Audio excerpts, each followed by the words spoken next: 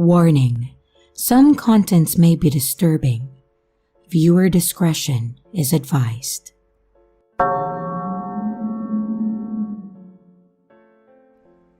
I have been a driver for both Uber and Lyft in the past, since around the time that I turned 20, and I've honestly loved it. It's been a fantastic way to make extra money when I needed it, and I love the whole work when you want thing that they have going on. Yes, I know I sound like a walking advertisement. Trust me, I'm not. And while it is a great way to make extra cash, if you have a good car and live in a good area, there are absolutely some really messed up people out there. That's the biggest issue I have with working with these services. Most of the time, I'd say around 99.99% of the time, you get normal people that just need a quick ride to wherever it is that they're going. Then, that 0.01% comes along and makes you seriously second-guess everything in life. This story involves that 0.01%, that tiny bit of population that terrifies the living hell out of me. And this story is actually one of the reasons that I stopped driving for a while. I have since gone back to doing it, but you'll get why I decided to take a break by the end. I remember that this was one of those ride pings that I would look forward to. Those ones where you get the message saying that there's a rider nearby and that their destination is a good distance from where they are. I like these ones. You get to enjoy the ride, maybe have some small talk, and get paid an alright amount to do so. So, I accepted the rider and I headed over to the house where I saw that he was standing outside. I rolled down the window and told him that I was John, his driver. He nodded and then got in the back seat, buckled in, and just stared at the back of the seat that was in front of him. At first I thought that he looked tired, and that would make sense, since it was late afternoon and I was a bit drained myself. I started on my small talk routine, basically just asking about random things like how the day was going. But when I asked him how his day was, he seemed to flinch a bit and told me that he wasn't having the best day. I apologized and asked if he wanted to vent anything, basically saying that the therapy sessions were a free perk of using Uber. You'd be surprised of how many people open up when they think about the fact that you'll likely never see them again. And he just shook his head and told me that he didn't want to talk about it. So I moved on to my last attempt, which was basically just mentioning any small detail to get him thinking. He was heading to another house on the other side of town, over in a neighborhood that I personally knew, so I said as much. "So, you're going over," and I mentioned the road name. "I know that area. I used to have a friend that lived over there. It's a really nice part of town. She used to take her dog over to the dog park because they didn't require a leash." And after I finished my statement, he just nodded and kept staring out into space. It was then that I noticed that he was clenching his jaw really hard, that his eyes looked bloodshot, and that he just seemed out of it. We pulled up to a stop sign and I stopped, then glanced back at my passenger. "I just need to check and make sure that you're okay to be out here. You look like you're in pain or something is seriously wrong." I know, this may sound incredibly annoying, but I'm not going to be that driver that lets some injured person get out of my car and die because I didn't speak up. "If you need to go to the hospital, I can take you there, and we get the charge for the ride canceled. I just want to make sure that you're okay." He didn't even look up at me. He just started shaking like he had the chills and stared off into space. Hey, man, I won't report you or get you into trouble. I just need to make sure you're okay and that you're not on some sort of substance for my safety right now. I'm willing to help you any way you need me to." When I said this, he finally glanced over to me and actually looked me in the eyes. He said he was fine, just that he was stressed and had a bad day, and that he needed to get home. In the end, I had to accept this answer, and I couldn't force him to go to the hospital, but I was still concerned. I told him that if he changed his mind at any point during the ride, I would take him to get help at no charge. He said thank you, and I pulled back onto the road and kept going. The ride was silent for quite a while, and I think we were about 3/4 of the way to the destination when he asked me to stop, and I did. I pulled over when I could and asked if he wanted me to take him to the hospital now. Then he surprised me and said, "No, I need you to take me to the police station."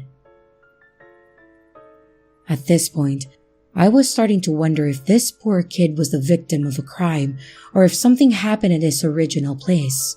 I asked if we needed to call 911 or if he just wanted me to drive him there, and he said to drive. I canceled the trip and made a mental note to call support and explain the situation to them after the fact. Then opened maps to get to the closest station. When I got back onto the road, I told him, "I went ahead and canceled the ride. You'll get a refund for it. I'll contact support and let them know that this was on me, so they don't think you did anything wrong." He then replied with, "I killed my mother." Obviously, this caught me off guard. I assume I misheard him and I said, "I'm sorry?" "I murdered my mother. I strangled her because she pissed me off. She made me so mad that I murdered her. I want to turn myself in." And as he said this, I could see his tears start to well up, and my heart was seriously racing. I nodded and I told him that we were on the way to the station and that he was doing the right thing. Clearly, he wasn't stable at this point in time, and I didn't want to antagonize him or make him second-guess talking to the cops. And as you can imagine, the entire time we were driving to the station after that, I was watching him in the mirror. I pulled up as close to the door of the station as I could, and he said thank you and got out, then walked to the door and went in. I pulled into one of the spots and just kind of sat there. And after a few moments, one of the officers came out to talk to me, which I partially expected. They asked me if I knew the kid. I told them that I literally picked him up as an Uber and that I was just taking him to another house. But then he told me that he wanted me to drive him here and that he murdered his mother. I told them that I had no idea who he was. I gave them the address of where I picked him up and where he was going. I showed them in the app all the proof I could that I was just an Uber driver and not an accomplice or anything. And my worry was that they were not going to believe me and charge me as aiding a murderer. But they let me go when they were satisfied. You bet your ass I called support and spoke with them about this whole thing. I don't know what I expected them to do, but I felt like I needed to tell them about it, just in case the police contacted them. And in the end, I have no idea what happened to the kid. I have no idea if he was telling the truth, and I have no clue what went on after I left the station. And honestly, I kind of prefer it that way.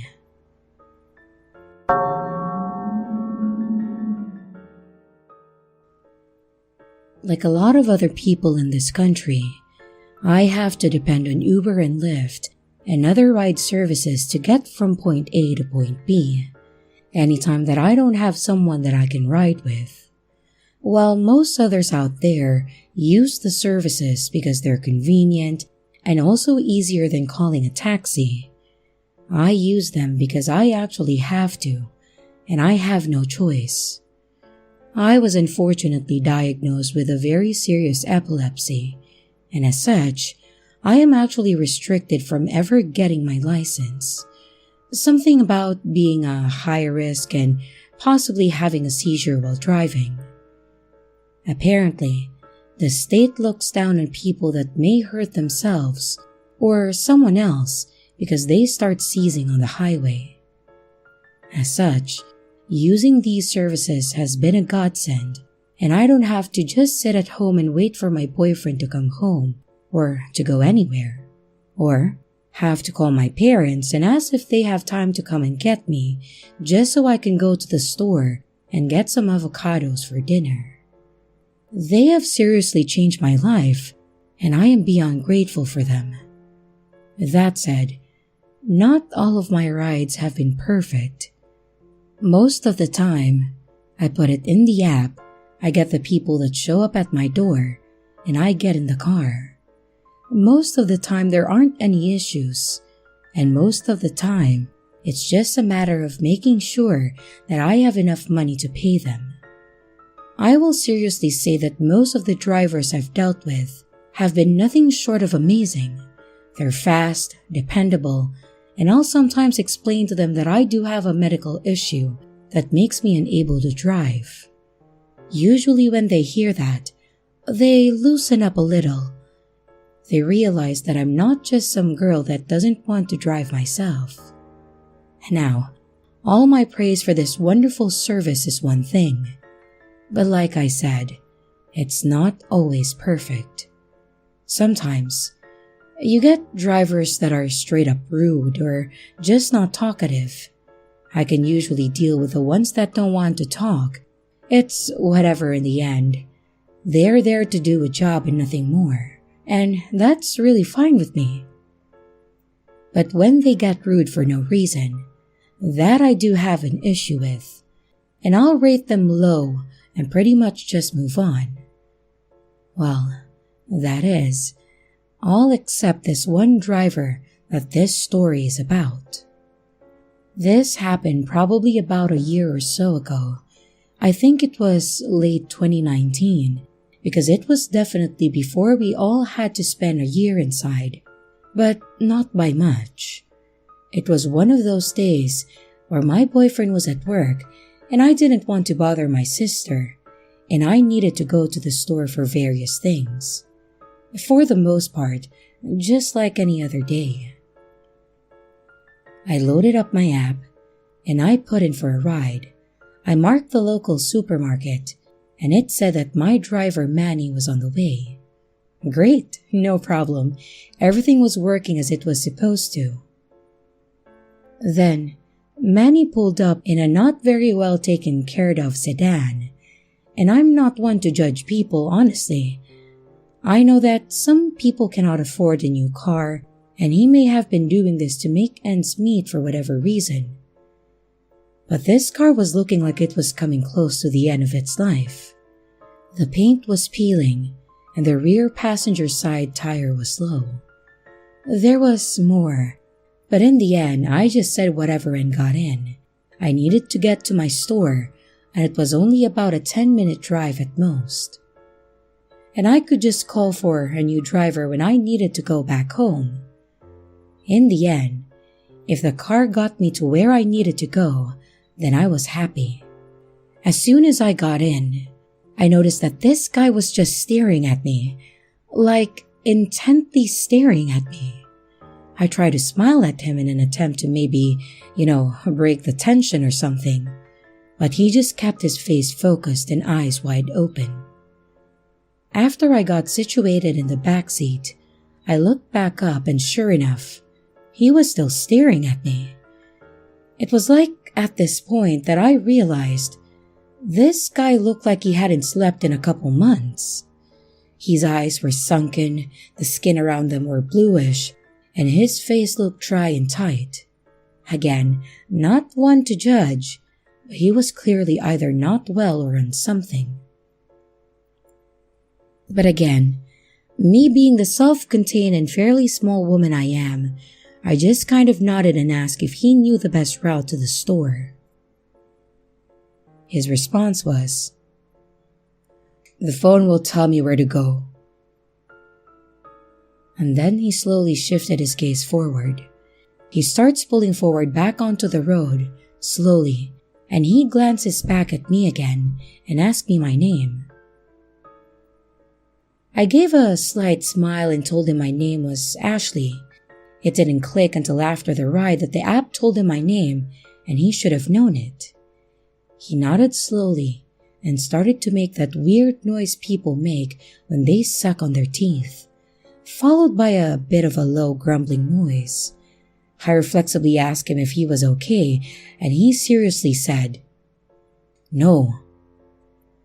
It was around this time that I was certain that I was about to die. This whole trip, the whole 4 minutes and less than a half a mile of it, were honestly enough to make my stomach turn and my skin crawl. I grabbed my bag and put my hand in it, grabbing my mace and just holding on to it.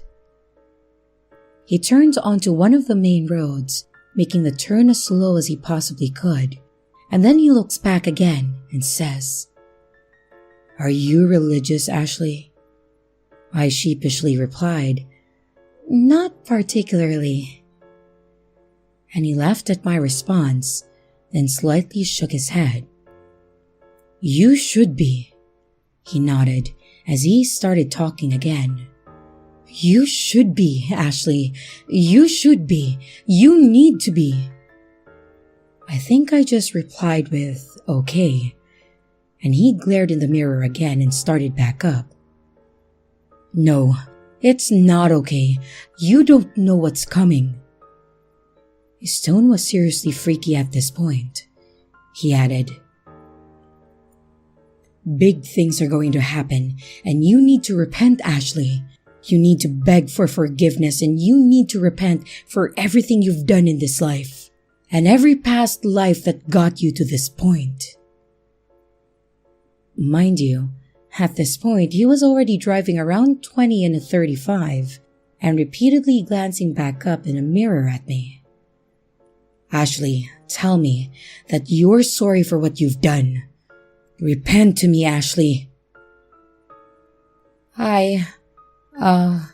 I'm sorry for everything I've done." I just kind of felt like if I did what he asked, I might make it through the ride. "Good. That's good, Ashley. Now that you've started to repent, you can beg for forgiveness when it matters." It was at this point that he pulled his car over toward the sidewalk and looked back at me again. I started to reach for the door handle, but he shouted to stop and I jumped when he did. I could feel myself starting to hyperventilate and I was in a state of panic. He then said that we needed to say a prayer and that he would let me go on with my day after that. And once again, I nodded and looked down, waiting for him to say what he needed to say. "To our dear Father, I beg of you, forgive Ashley, for she knows not of what is to come. Her soul is clean, she means well, and she deserves the love of you and all those that watch over us. I beg of you, Father, accept Ashley's request for forgiveness. Allow her to ascend when you return. I beg for you, Father, accept Ashley's love into your heart as she has started to accept your love into hers. She has been reached. She has begun her first steps down the path to your paradise. And I beg of you, Father, please show her the way. Amen." By this point, I was starting to cry and I felt like I was going to pass out. I said amen and thank you to him. And yes, I seriously thanked him at that moment because I had no idea what was going to happen. Surprisingly, the answer is nothing. He hit the unlock button and told me that I could go. I opened the button and he told me to have a blessed day and then drove off. This whole ordeal was around 10 minutes and he hadn't taken me more than a couple blocks down the way. My only thoughts were, how the hell did I not get murdered just then? And also, what the hell just happened? Obviously, I contacted Uber support to report this, but I have no idea what ended up happening. They didn't inform me that they were going to take action against him, and I'm pretty sure he rated me as a 5-star passenger. The only thing that I ended up with was a refund of the trip because he was unable to get me to my destination. I have no idea what happened to Manny, the apocalyptic preacher, for whoever the hell his father was, but I hope to never ever run into him again.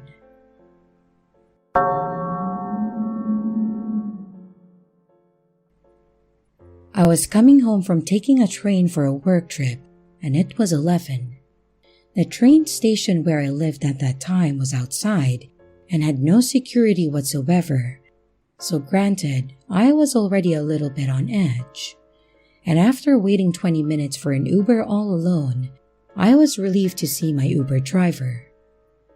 He had an accent and was from a Middle Eastern country, and the first thing he asked was if I was too. But I often get mistaken for being different nationalities, so it felt normal. I politely said no, and at first everything was normal, and we made small talk since the drive was long.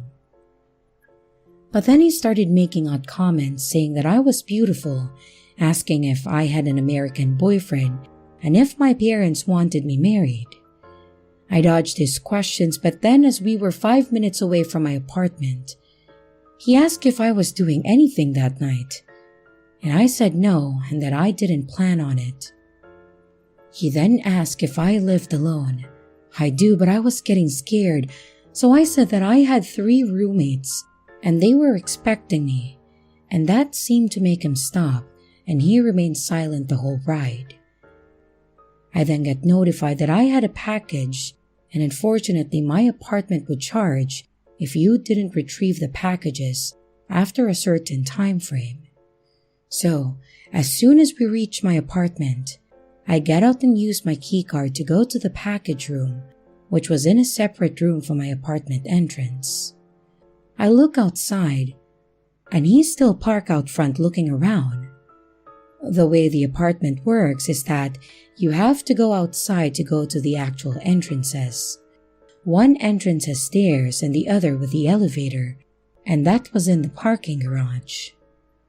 I take a deep breath, holding my package, and start to run, and he gets out and starts to run chasing me. Using my keycard, I make it to the stairs entrance and slam the door and run up the stairs. I get into my room and I look out my window, and I saw him still outside in his car. Being on the 3rd floor, my lights were on and he looked right at my window, and he stayed parked the whole night and then eventually drove off. I reported him on Uber and was extremely cautious for the whole week, but I still don't know what he was planning to do, and I'm grateful that my parents made me do running as a kid. So, creepy Uber driver, let's never meet again.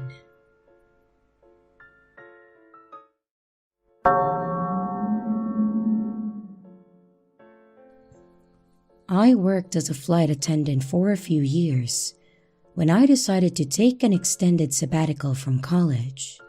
There were a handful of let's not meet situations I encountered, but one in particular still makes my skin crawl more than any other. I was born and raised in Texas, but I had moved to New York when I was 21. So when I found out at the beginning of a week-long trip that I'd have a couple of overnights in Austin, I was super excited to go to my home state, even just for a few days. My brother lived just north of the city, and we planned to hang out and go to dinner the night that I arrived when he got off of work. And then the following day, we were going to meet up with our dad, who lived about an hour away. So, I get to the hotel downtown, the crew and I check in, and then we each head off to our rooms. Short elevator ride and I get to mine. But we're not even 5 minutes later. There's a loud, hard knock on the door. It was only around 1 or 2 p.m., and I hadn't called either my dad or brother to let them know that I was in town yet, so they wouldn't know what room I was in. So I assumed it was maybe one of my crewmates, so I headed to the door.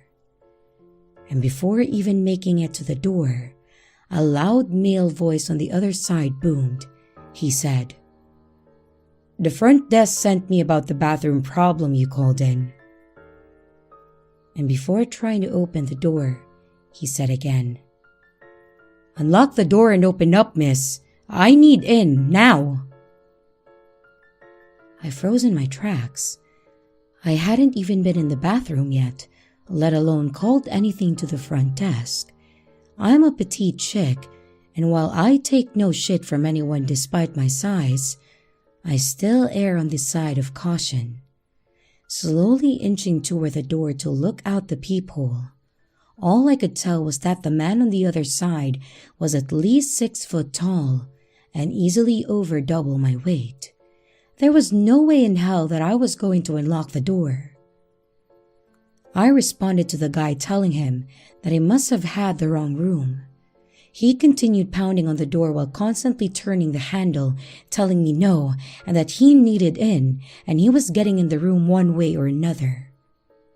So I panicked, but thankfully I had the sense to grab the phone and call the front desk. The concierge confirmed that they had neither sent anyone up to my room nor had they received a call about the bathroom.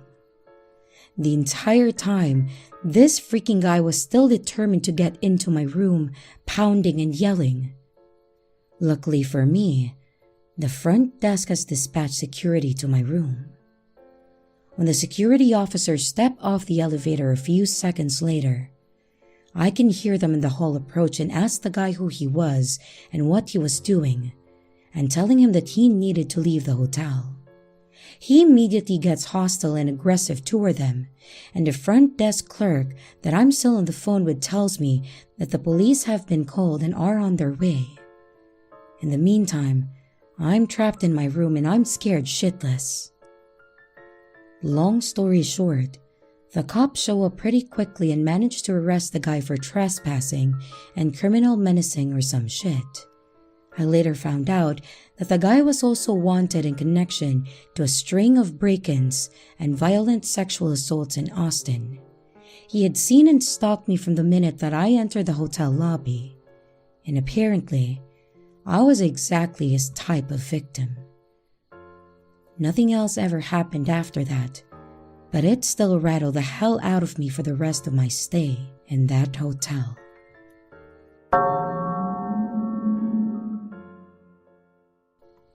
I'm female, 31, and stays away from home on a business trip.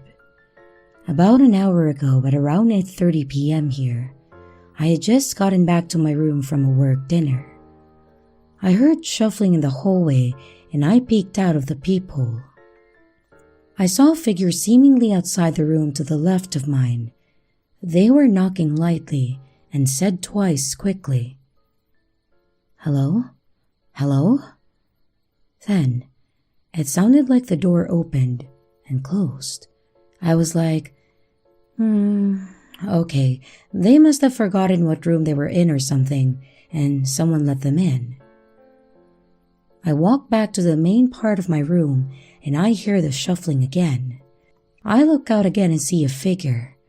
I can't really make out what the person looks like, but I see them on the other side of my room this time. Again, I hear a light knocking and hello? Hello? Now, I'm starting to get a weird spidey sense of like, what the hell is going on? I see the figure leave and I think, okay, that was really weird. But then again I start hearing the shuffling. I start walking toward the hotel room door and I hear a light knock on what sounds to be my door again. And I hear, "Hello? Hello?" And immediately, after someone attempts to open my door. Thank God that I had the cross latch pulled over. My heart stopped as I stood there and I watched the door hit the latch and fall back shut. I called the front desk and informed them that someone had just tried entering my room and I'm not staying with anyone. The front desk attendant just replied, "I don't have any housekeeping up there." To which I replied, Okay. Well, that's concerning. Can you please send someone up to check around?" Then the attendant replied, "Well, there's no manager on duty." To which I asked if I should just call the police instead because I was very worried and I was starting to cry a bit. And she just replied that I should do what I thought I needed to do. I hung up and cried for a bit, not really sure what to do, and I didn't want to ask for another room because I'm too scared to leave now. 10 minutes later, the hotel phone starts ringing, and I was honestly feeling really scared to answer, but I did. It was from the front desk attendant, and she said the police were going to be coming to my room, and she didn't want me to panic when I heard someone knock on my door. I said okay and I hung up. I sat there and thought, how do I know this is real? Whoever tried to access my room had a key. Otherwise, how else would the door have actually opened? A few minutes later, as expected, I hear a knock, and I look out the peephole and saw 2 male officers. I didn't ask to see their ID, which in hindsight, it probably would have been the smart thing to do, but I was so shaken up and not really thinking. I opened the door and they asked what was going on, and I told them all that I explained above. They said that it was good that I had the cross latch pulled over, because the door would open if not. I responded, "It's a hotel, what do you mean? What's the point of the access card then?" They then took a pause and they were like, "Oh, it automatically locks?" Again, I'm like, yeah, it's a hotel." So then they had me shut the door and open it with a key to test it. And sure enough, it didn't open without the access card. Then they said it was probably housekeeping. I responded that the front desk attendant told me that there was no housekeeping up there when I called, plus it was 8:30 p.m. Why would housekeeping be coming by at that time unless I had requested someone to come by? Plus, I noticed housekeeping had already been there during the day because my trash was emptied out and my dirty towel was gone.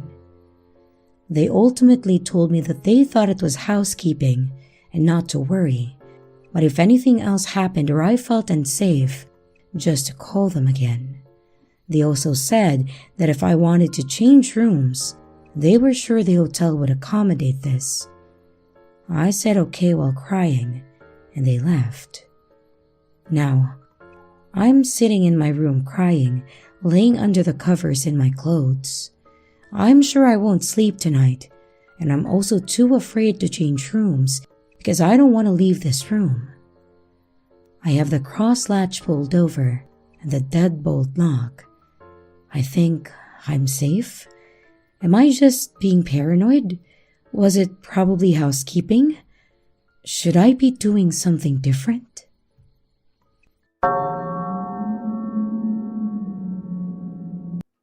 A couple of years ago, I was driving myself back to my little hometown in Idaho. My sister was going to be having her first kid, and it was going to be my first niece, so I wanted to be there for her. It was going to be about a 10-hour drive, and I was planning on leaving the following Friday morning since I was off and had the whole day to get there. Unfortunately, I had a maintenance thing come up at my apartment that I had to be there for, and of course, when you're given a time frame of 4 hours, they will show up in those last 30 minutes, then take another 2 hours to complete it. Because of this, I ended up leaving around 6 or 7 that night. I was pissed, but decided I would still head out that night. That way I could get there early, crash for a few hours, and be good to go. So I got my stuff in my car and headed out. Because I had planned this in advance, I already had a couple bottles of water, energy drinks and snacks ready to go. It was about mid-October, so the weather was great to just have the windows cracked, music blaring, and enjoying the ride. The view was pretty nice too, and there wasn't too much traffic at that time, so I was in a good state of mind. Unfortunately, I started crashing around 1 or 2 a.m. I didn't want to stop because I knew I only had a few hours left, but it was a struggle. I had finished off my energy drinks, rolled the windows down more, hoping the chillier air would keep me awake, but nothing was working. I know how dangerous it can be driving when you're tired and on the highway on top of that, so I decided to stop at a hotel to sleep for the night. I drive a tiny 2-door coupe, so it's not exactly comfortable to lean the seat back and sleep. Otherwise, I would have just done that. I look for the hotel signs and get off the exit for the first one I see. It was a little old looking from the outside. I don't remember the name of it as it wasn't one of the bigger chains either. I just thought as long as the door locked and it wasn't too badly priced, I'll stay. I didn't need anything other than a bed. I got out, grabbed my bag, and headed in. The lobby was a bit eerie. It was dimly lit with a single couch and table area, and the desk had what appeared to be bulletproof glass around it. It also smelled musty, like it hadn't been used in years. Even the carpet looked ancient with its dark red theater-looking pattern. As I approached the desk and saw that it was empty, I noticed the door behind the desk that was slightly open, and I heard faint talking, like it was coming from a TV. There was no bell or any way to get someone's attention, so I just said, "Hello?" and waited. I heard the talking get quieter and someone coming out of the room. It was a frail older guy wearing what I think was something like long johns in a robe. He wasn't rude or anything, but he also wasn't very polite. But maybe that's because I was there at 2 a.m. and I was interrupting his show. He said good morning, asked how long I was staying, gave me my room key, and told me the quiet hours and that no smoking was allowed. I thanked him and walked off down the hallway. I got to my room, which made me realize I definitely got what I wanted. It looked just as old in the rooms as it did in the lobby. Same red carpet, mustard yellow curtains and bedding, and the same musty smell. The air just felt still in there, so I quickly turned on the AC to get the air flowing. I sat my bag and purse down in the chair and went to the bathroom first. While I was in there, something just felt off. It was like that sense you get when you're being watched. I figured it was just me being on edge because I was tired and in a place I wasn't familiar with. So I splashed water on my face, changed into my pajamas, and got into bed. As I was laying there though, that feeling would not go away. I tried just falling asleep and ignoring it, but unlike in the car, I now was unable to. That's when I started hearing things. I couldn't really tell at first what it was, but it was really quiet, like it was either a muffled TV or someone whispering. Trying to be reasonable, I was thinking it was just someone with the TV on too loud in the next room, so I tried ignoring it. I think because of the situation though, I started getting annoyed and actually smacked the wall a few times, hoping they'd get the hint. It appeared they did as it got quiet, so I tried to focus on sleeping again. Not long after, I started hearing more noises, but this made me jump as it actually sounded like someone whispering in my room. I quickly turned on the light and looked around and didn't see anything. Now that I'm spooked, I turned on the TV to have some of my own sound to try and help. Unfortunately, the whispering kept up. It wasn't constant, but I could hear it, and it all just sounded mumbled. I could never make out anything. Until the end, when it sounded like it was right behind me and it said, "It hurts," and it made me jump again. I looked behind me towards the door and I just saw a dark figure. It looked like a child or maybe a young woman. I quickly turned on the light and it was gone.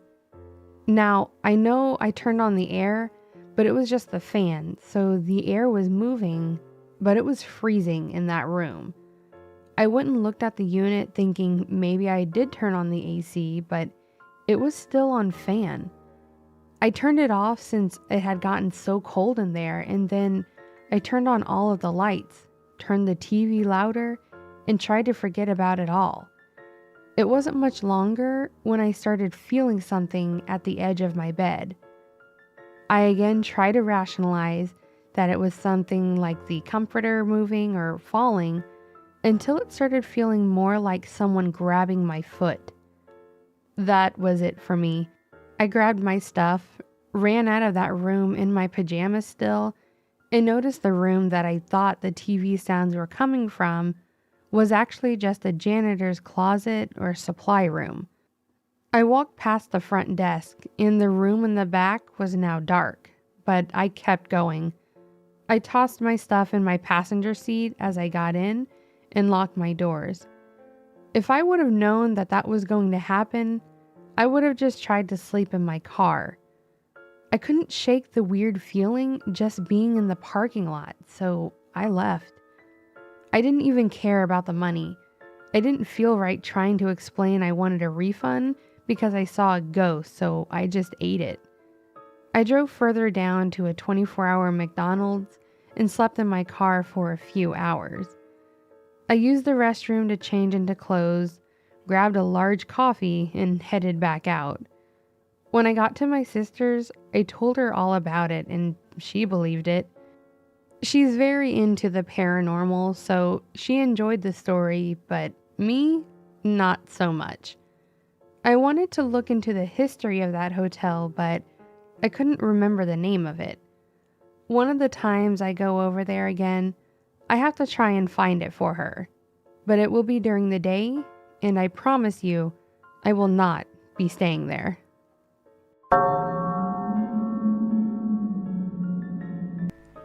Hi, my name is Taz.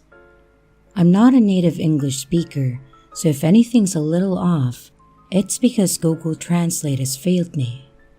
A trigger warning: if you are uncomfortable with any mentions of nudity, then please stop listening. Your mental, emotional, and physical health comes first.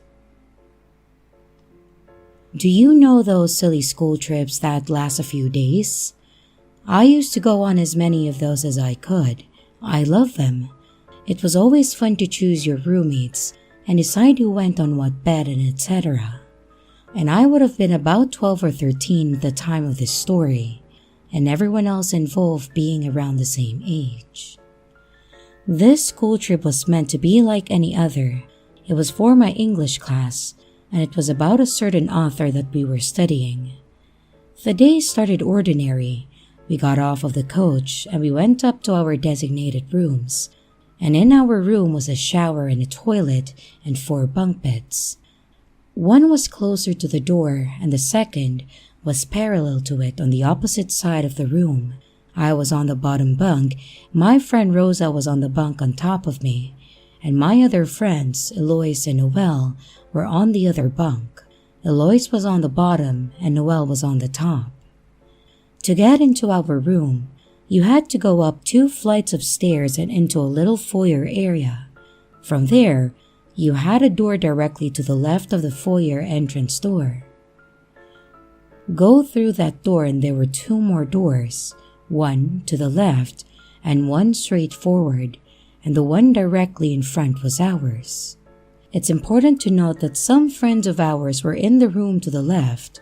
We were allowed to go out in small groups in the village or town area, as long as we told the teacher. I remember my room and the next room to us went out to grab some snacks and food, as we would not be having food until the next morning. Our room was bigger, and we all went in there to enjoy our masterful feast. It must have been around 6 p.m. Maybe a little later. Our school was very friendly and everyone knew pretty much everyone, so we would have a set time that we would all go down and talk, socialize, play snooker, watch The Love Island, or just generally chill out. And our teachers would join in as well. It was a lot of fun. We would usually go up to our rooms at around 10 to 11 p.m. and that night, we went up at 10. My roommates and I stayed up for a while, talking and sharing sweets around. The rooms next door didn't have a toilet and they were worried about what they could do. So we decided that instead of being smart and just giving them our room key and taking it back in the morning, that we would just keep the door unlocked for them. I'm pretty sure that I fell asleep at around midnight after everyone else had fallen asleep. And I woke up a short while later, completely knackered and half asleep. I'm a light sleeper, so when I heard the door click shut, I immediately woke up. I assumed that it was one of the girls next door coming in to use the toilet, but it wasn't. I heard low grunting, panting, I'm not sure, which confused my still asleep brain to no end, but I concluded that it was one of the male teachers who just forgot to check up on everyone. It's not that uncommon. What I didn't expect was the dude to come over and sit down on the edge of my bed, as if he was getting ready to get in. He sat on my foot, and I guess he felt it because he stood back up and put his hands on the end bars of the ladders on both of the bunks and assumed trying to stay standing up. For some reason, I still thought it was a teacher, but I was starting to wake up a little at this point, starting to take in the situation. I heard him say, "Wait, this is not my room. It's a room with girls in it." And I just replied, "Yes, it is." It was weird. It wasn't a question and he didn't sound confused or embarrassed. He stated that he was in a room full of young girls and he knew where he was. I'm pretty sure he purposely looked for a girl's room. He also didn't speak like a normal human being. Looking back, why on earth was I not freaking out? I have no idea. Note that this is the first night. A lot of crazy things happen on that trip, some of which will haunt me forever. Always lock your doors no matter what. Be smart, be safe, and remember, if something happens to you, it's never your fault, and you're not alone. Anyway, I heard slight shuffling and the door clicked shut again. And that's when it clicked for me. There was an unknown man in our room, and I talked to him. I bolted up into a sitting position and quietly slipped out of the bed, grabbing our room key off of the coat hook that we put it on. Then, I saw legs. I would have screamed if I wasn't so stunned, scared, and tired. I scrambled back into my bed, and that's when Rosa woke up. She was incredibly tired and I was on the verge of a panic attack. I got up off of my bed so she could see, and I just pointed at the legs when she saw them and she went wide-eyed and looked like she would join me in my panicking. We started whispering, trying to figure out what to do. Then Noelle woke up, asking us to be quiet as she was trying to sleep. So Rosa broke the news that we probably wouldn't be sleeping properly at all that night. Noelle didn't believe us at first, so I tiptoed over to her and showed her the legs. Then it hit both of us. He was naked. There was a naked man in our room, unconscious for all we know, just in front of the door, blocking out the only escape route from the room. And so far it wasn't looking too great. I went over to Eloise and shook her awake. She scared us half to death with how loud she sounded, and we were terrified that this man had come into our room with bad intentions and was either pretending to be unconscious so that we would go near him, or that he had somehow managed to knock himself out. But if we went near him, he might awaken. I got Eloise to calm down, and Rosa once again explained as I started to break down. The other girls closed behind me in my distress. We got out our phones and started calling every friend contact that was on the trip with us, desperately hoping that they would wake up and that they could come and save us. But sometimes, you have to be your own hero. We were trying to stay calm and figure out a plan, but Noelle was able to reach her dad on the phone, and he gave us some advice about how to handle the situation, but ultimately told us to get out and find someone to help us. Remember that the man was in the entryway, blocking the door with his head. It felt like we were trapped, but we decided to just do it. If it went wrong, we would just hit him on the head with the door. Simple. Noelle went first, followed by Eloise, then me, and then Rosa. The door was only open a crack, so we had to move quickly and quietly, trying to fit through the crack as best as we could. Otherwise, we ran the risk of hitting him and waking him up. I'm fairly certain Rosa hit him on the head just to spite him, and I wish I had the confidence to do that. We went through both of the doors and out into the open space area, and at the left end of the area was one of the male teacher's rooms. I remember frantically knocking on the door, still being careful to not wake the man or anyone else up, but no teacher ever answered. So we kinda just stood there in the middle of the open area, freaking out and crying ourselves a river. And looking back, I feel kinda stupid, but I can't change the past. Then all of the teachers on the trip came out of the corridor, talking quietly, obviously seeing us sobbing, and seeing me and Noelle collapse on the floor in a breakdown was not what they had expected to see that night. Apparently, the man had been walking around most of the rooms trying the door handles, knocking on the doors and just trying to get in. My male teachers had caught him and taken him downstairs, and at that point, he had a bedrobe on. The teachers had gone to one of the rooms to figure out what they should do, and since we were underage and part of a school, they had to call the police. We had to stay up and wait for the police to arrive, and we had to go to a separate area where the female teacher's room was and calm down over there. When the police arrived, they took the man downstairs and we were asked some questions, and we asked questions in return. The police told us that the man wasn't drunk, nor on drugs, and he had no reason to be there, and they had no idea what his intentions were and what he was doing that night. He was kicked out of the hotel and is never allowed back there. But nevertheless, it was quite creepy, and I wish to never see him again.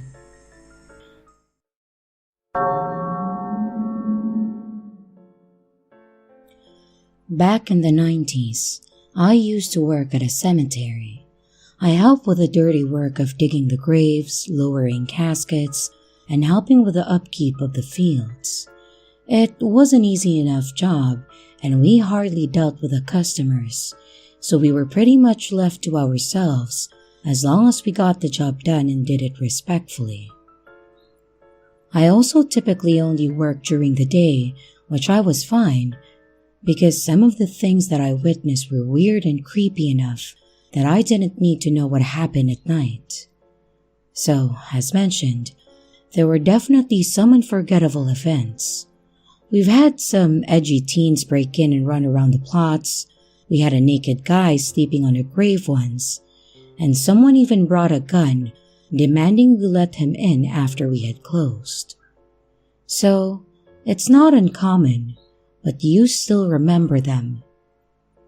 But there was one that messed me up for a very long time and actually led to me quitting.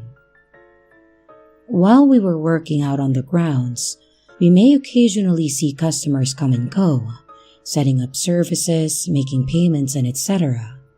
We get all the work done on the plots the night before, so that way we didn't have a huge hole open during business hours. We had a truck that also came and always parked on one side of the cemetery that delivered flowers and other lawn supplies. And right as the truck was pulling in, there was a car that sped into the lot, cutting off the truck and stopped right where the truck usually parked. It made no sense. There was a whole parking lot and they chose to stop there.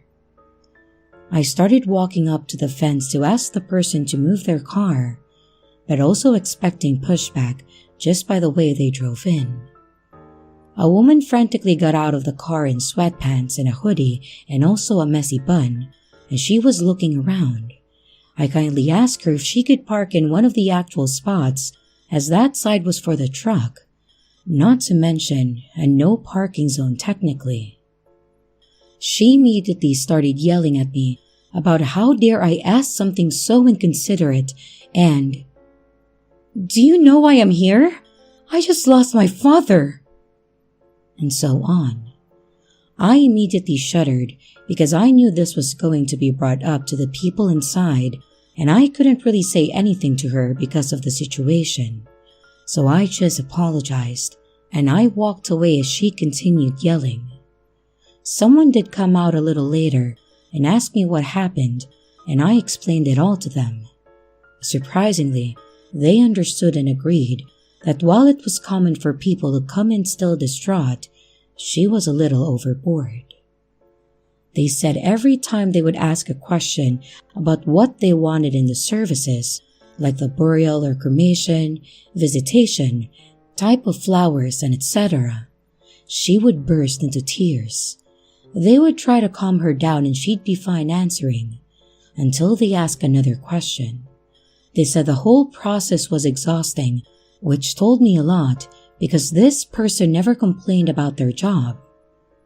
I let it go and then moved on, thinking that I'd probably not see this person again.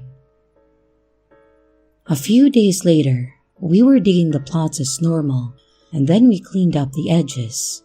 We made sure the grass looked nice along the edges and things like that, when, lucky me, that woman shows up, walking towards me. I hold my breath expecting her to go off on me, but I kept my cool and greet her. She approached me smiling and asked if there was a plot number whichever. I pulled up my sheet to confirm, and she told me that this was her father's. She then apologized for her reaction the other day and explained that it just had been hard for her since she took care of her dad, and he was the only one that supported her too. I was polite because, just as expected, she was just going through the stages of loss and everyone grieves differently. I told her that it was okay and gave her my condolences. She said that she just wished that it was her instead because more people cared about her dad than her.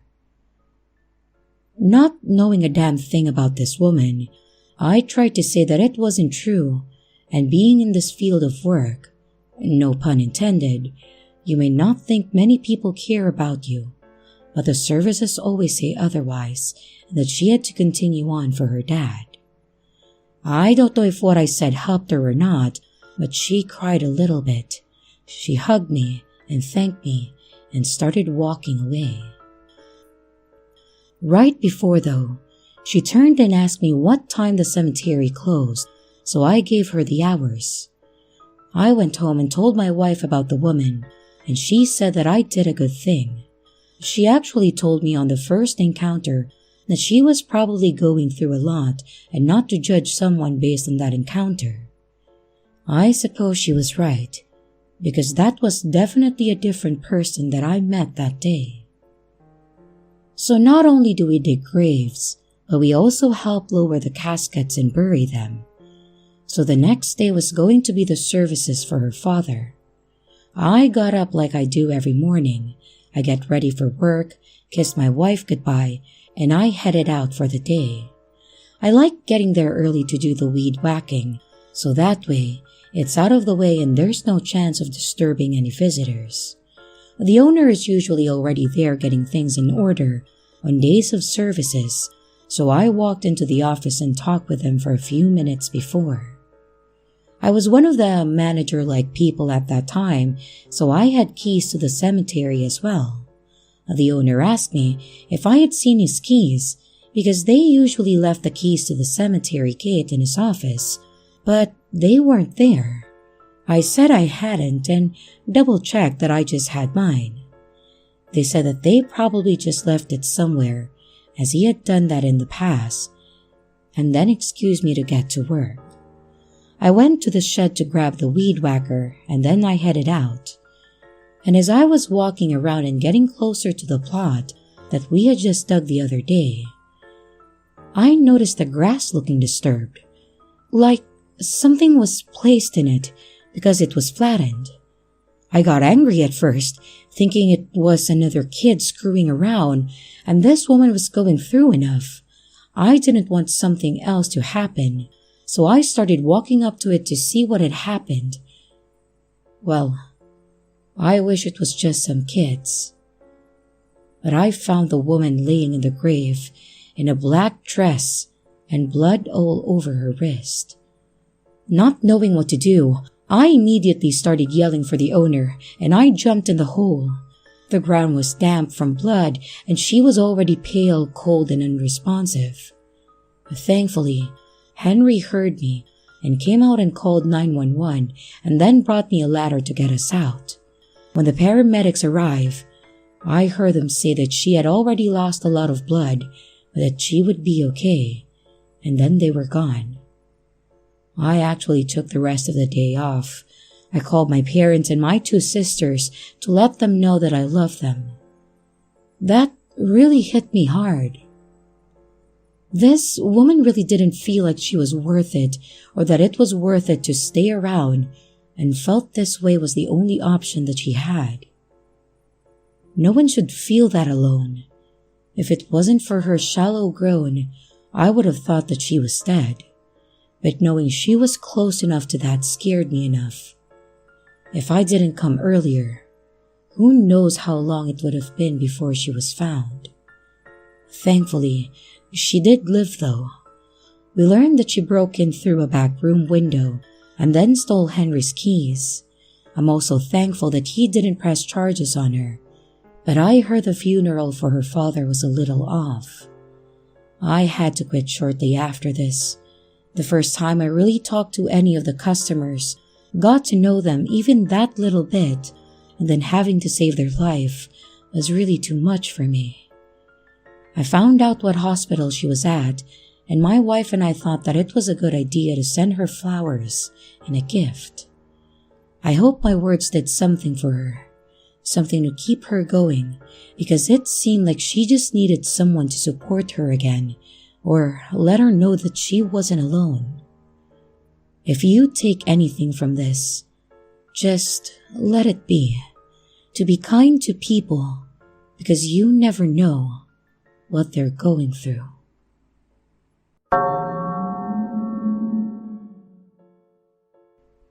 I used to do part-time work for my dad at a cemetery at about 15 years ago.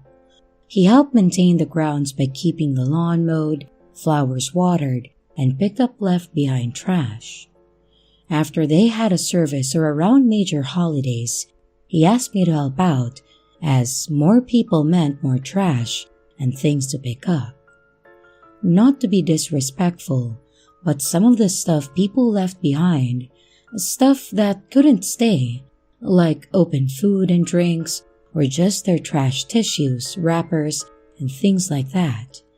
And those people prefer coming back to see that their loved one's resting place is being respected, so that's where we come in. It's typically the same thing each time. I'd walk around, pick up, adjust, look at the headstones, occasionally explain to someone where or how to find specific plots. I also typically work during the day, so I didn't run into any creepy or paranormal experiences, which made the job even easier. Now, this one time though, I had to help my dad zone an area out for a family of 3, a husband and wife and their child that were going to be buried. We had the area already, but it was further in the back, which was usually used by people of higher class, local celebrities, and I suppose things like that, so that families can have more privacy. At that time, I didn't pay too much attention to the news, but I did remember hearing how a family had been killed in their home in an apparent robbery. From the small things I could pick up from my dad, this was the same family. So we had to get it all plotted out, make sure the trees were trimmed, the surrounding area cleared for the services, and etc. It was really an all-day thing. Now on the days of service, there's no work being done on the grounds. My dad was usually in the back fixing things inside, doing paperwork, making calls, and etc. And I ended up going up there to get my check and to just talk with my dad, but I didn't realize that the services were that day until I saw a full lot of vehicles. So I entered in the back to not interrupt anything. I talked with my dad for a while, but he seemed like his mind was elsewhere. Like he seemed distracted, so I asked him about it. He said that the funeral almost seemed like something out of a movie because they had a few cars that were far behind the rest of the group, and one man that got out of the vehicle had several other men surrounding him, like bodyguards. I didn't quite understand the concern over it and just tried to reason with them that they were probably important people. And if it's true what happened to the family, maybe it was police protection for the rest of them. He still seemed to be keeping an eye on them, but loosened up a bit. I ended up leaving a bit after to enjoy having the weekend off and a fresh paycheck. Now around this time, my mother had recently had surgery on her knee, so she needed a lot of help getting around. My sister worked overnights and was still living at home at that time, so she helped my mom while my dad was at work, and he took care of her in the evenings. The day after the service, I was at my parents' for dinner, and while we were settling down after dinner, my dad was telling me how he had this weird feeling that something wasn't right. He said he couldn't explain it, but he just felt like something was wrong. We tried to go through the normal things, make sure the stove was off, the dog was inside, and nothing was missing. We even called my sister to make sure she was okay, which she was. Then my dad mentioned the cemetery, worried that he may have forgotten something there, like to close or lock the gates, the door to the crematorium, or something like that. And since he wasn't the owner, I could at least understand the concern because he would be responsible if anything happened. I offered to go check it out to make him feel better. They were both hesitant at first, but I finally convinced them that I would be fine. I didn't believe in any superstitions, and if all I had to do was to check some doors, then I would be fine. So I left with a promise to call them when I got there. I pulled up to the front and noticed an old beat-up car in the parking lot. The lot is usually empty, but we might occasionally get people parked there to sleep or just talking in their car or something. I got out and walked around the car, but as expected, there was no one in there and no one around.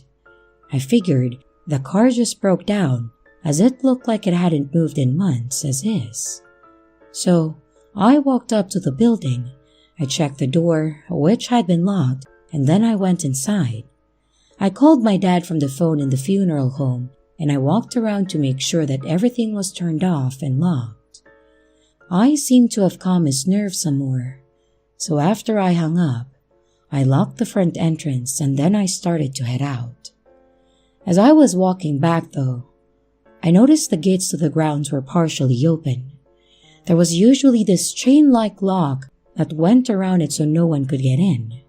It was just dangling from the fence, so my thought was, my dad probably just forgot to lock it up, and that was probably the issue he was having. I went to secure it, and when I looked up into the fields, I had a weird feeling. Something was telling me to go check in there.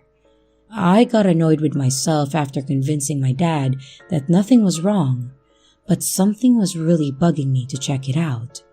So I skipped grabbing the golf cart and thought that I would do a quick walk through the grounds. Everything was looking fine until I kept walking towards the back. When I got there were 2 shovels sitting next to that family that was just buried, and even worse, they had been messed with. There was a pile of dirt on the side and they had knocked over one of the headstones. And as I went to turn around to go call someone, I was then knocked out cold. When I finally started to come back, I noticed that it was still dark and I was laying in the grass and my head was pounding. That's when I started hearing the familiar sounds of dirt being shoveled. I tried to turn around to check the sound when I felt something cold at the back of my head. I will never forget that sound. I just threw my hands up and stopped moving otherwise. I don't even remember what I said to them, but probably something pathetic and pleading. It felt like I was like this for hours though. I just remember there was at least 3 people, and they weren't speaking English, but I have no idea what language it was. And after a while, I was told to lie face down and count to 100. I know I didn't get far when I was knocked out again. This time when I woke up though, it was day, and I was not in the graveyard but in a hospital bed. Of course, my parents were there and they were freaking out and trying to explain what happened. When I wasn't back at their place after 20 minutes or so, my dad started getting worried. He went out himself to check but also called the cops to meet him there. When they arrived, they saw my car in the lot, me not in it, and one of the tires slashed. Then they found me. Those people had completely dug up the husband's grave and destroyed the coffin to obviously get something that he was buried with. But what? What could be so important that you have to dig up a grave for it? I know they never caught anyone because I had to make a statement and they kept me informed, and as far as I know, no one in the family knows who could have done it either. Or at least they aren't talking. This did push my dad to convince the owner to get security cameras, and since then, the worst they get is a raccoon or a person sleeping in the parking lot again. But I also won't go there alone at night anymore either.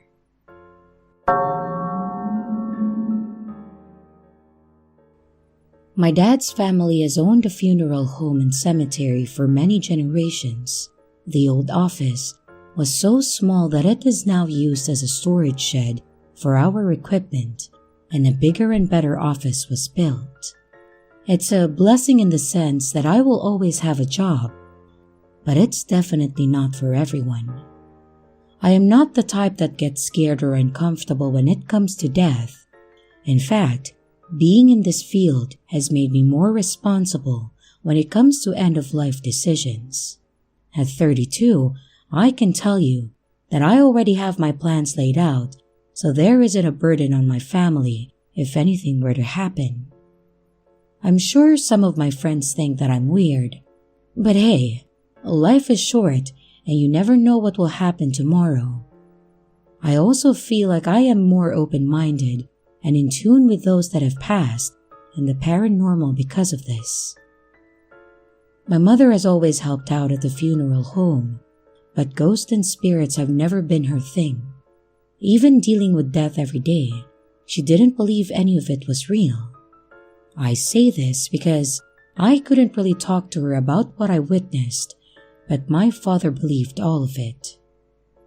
In fact, we joke about having some frequent ghosts in our facility or on the grounds and speak about them as if they were living customers right in front of us.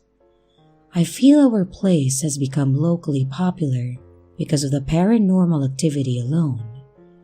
Because I am so connected to them, they really hold a place close to me like family, and I wanted to share a few that I will always remember.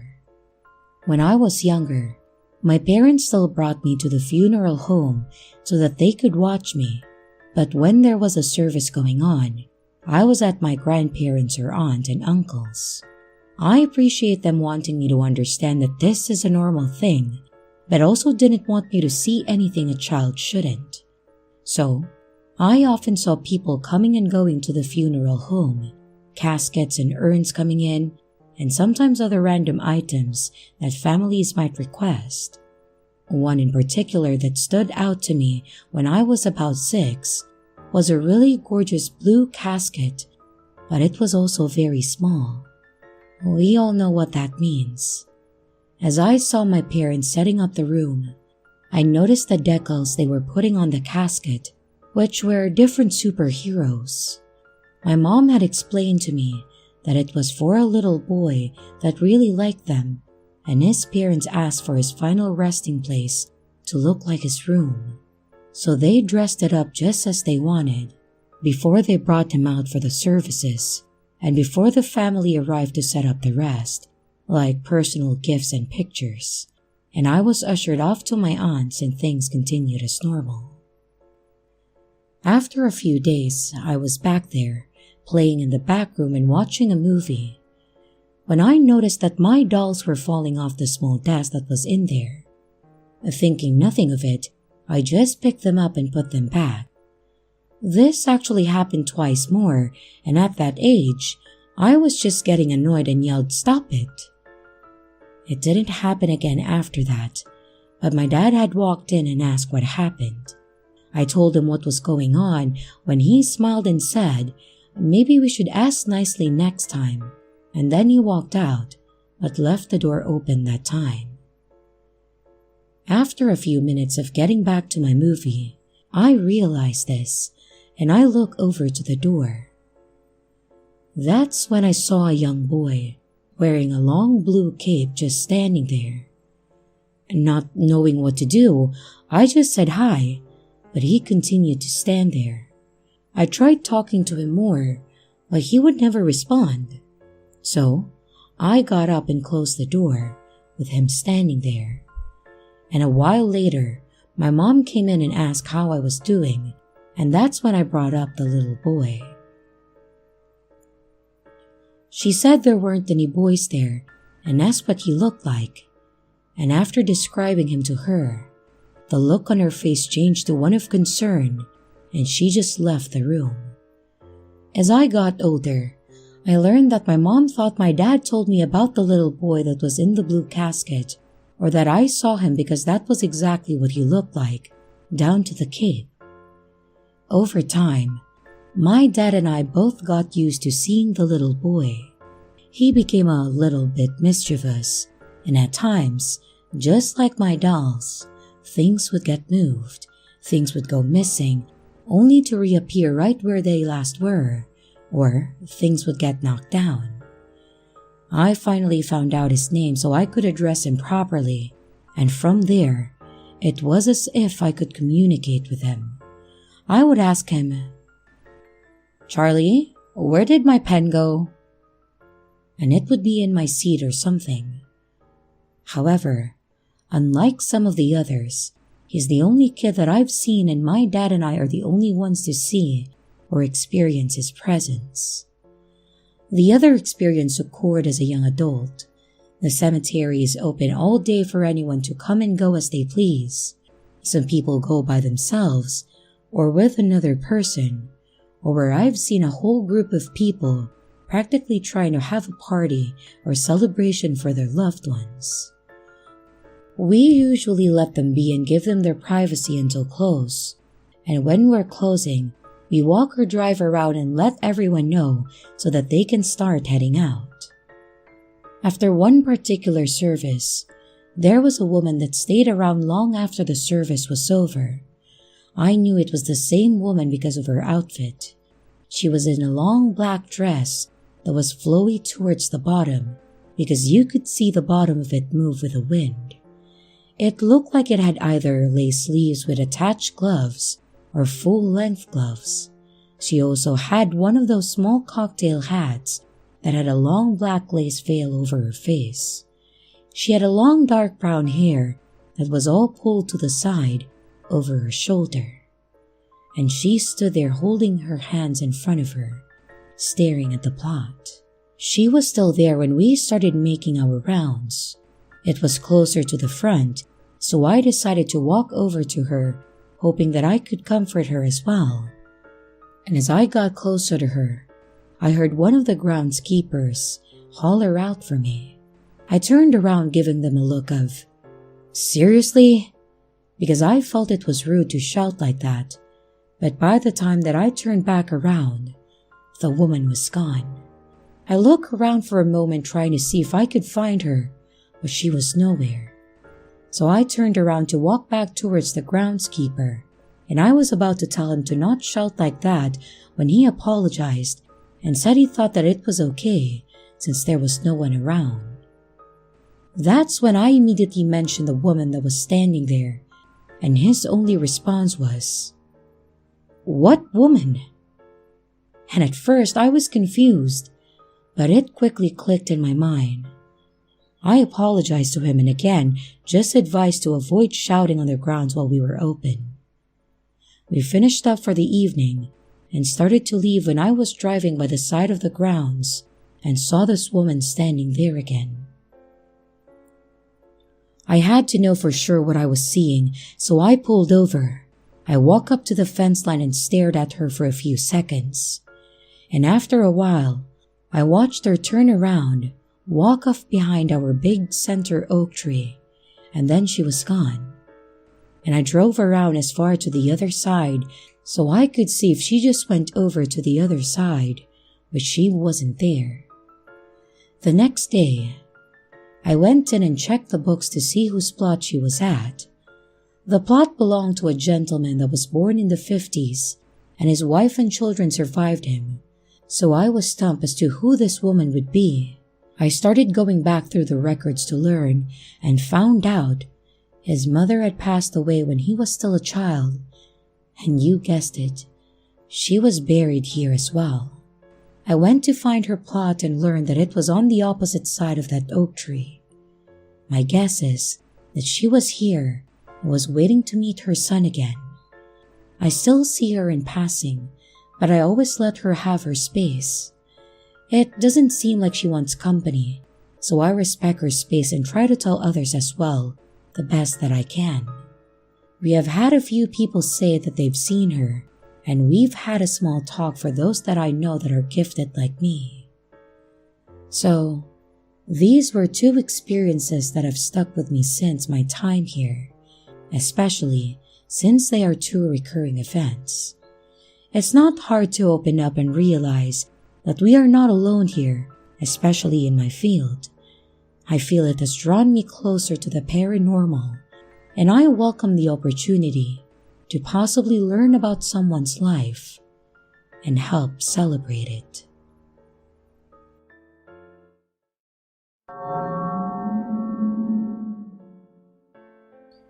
It never fails to amaze me how brave some people are in public, especially towards other people such as myself. I started working at Walmart a few years out of high school, so barely 21. I definitely ran into some jerks before, but the creepy old guys were the kicker. What's worse is how they didn't seem to care who else was around to witness this. I started working in the fitting rooms, and we saw plenty of people attempt to do inappropriate things in it. Those are stories for another day though. I eventually transferred to customer service because I was tired of being the one to call maintenance in the fitting rooms. And before Walmart had the specific money service center, we did it at customer service. So, money orders, money transfers, and even some utility payments. We started getting this one guy that just looked slimy as hell. He always wore jeans and a nasty tank top. His hair was really long and stringy, like he was washed twice a year, but usually pulled it back into a ponytail. He would hit on all the younger girls and treat the older ones like dirt, if he couldn't just avoid them. He started coming up to customer service to be rang up when the lines were long because he learned that we won't turn people down. When it was just me there, he'd always be leaning over the counter smirking, and he always called me babe, which alone was creepy and made me feel gross. Unfortunately, he had more reason to go to customer service because he started doing money transfers too. Those started becoming real suspicious too, and he could tell that I was onto him. There were always even amounts, always under the amount that we had to report, and he always made it out to people and the names were never the same. I tried to play dumb once, since he had sent well over 10 grand within a week, and I acted concerned for him, saying, "Do you know the people you're sending money to?" And I mentioned how there have been a lot of scammers. He smirked and said yeah, that they're his employees, and that this was the fastest way that he can pay them. I thought not really, but hey, it was none of my business, so I just dropped it for now. However, he continued coming in and continued to be a creep, and I was getting fed up with it. I mentioned it to someone else that worked there about how the money transfers were really sus, but she just shrugged it off. The problem with at least the store I worked at was that nobody seemed to care. If it didn't directly affect them, they didn't bother with anything. So I figured out how to file a report myself on the money transfers, and I did. And in the meantime, he continued to show up there. However, things got worse. We all wore name tags so he could see our first name, but not our last. Yet one time, he came in to do another money transfer, and he started handing me the paper. He took his sunglasses off and said, "Let's do this without the small talk today, Miss Anderson." How the hell did he know my last name? I just stared at him for a second before continuing. It was obvious at this point to him that he was correct, and I completed it without another word to him and continued on with my day. I again told my coworker when they came in and said that he probably just saw it somewhere or overheard someone else say it. I didn't believe this because I had no reason to use my last name, but I could do nothing about it. From then on, he would come in and make more gross comments to me, call me babe, and make kissing faces even at me. At one point, I was already having a bad day when I saw him in line, so I called up my manager and told them that they need to ring him up because I was no longer comfortable doing it. And their idea of doing that was to look over the form, check his ID, and then hand it to me saying do it. Furiously, I did so, as he leaned against the counter and chuckled. He then said that I was too smart and pretty to be working here and that he could get me a good paying job with my looks. I looked him straight in the eyes and said no thanks and didn't say another word to him.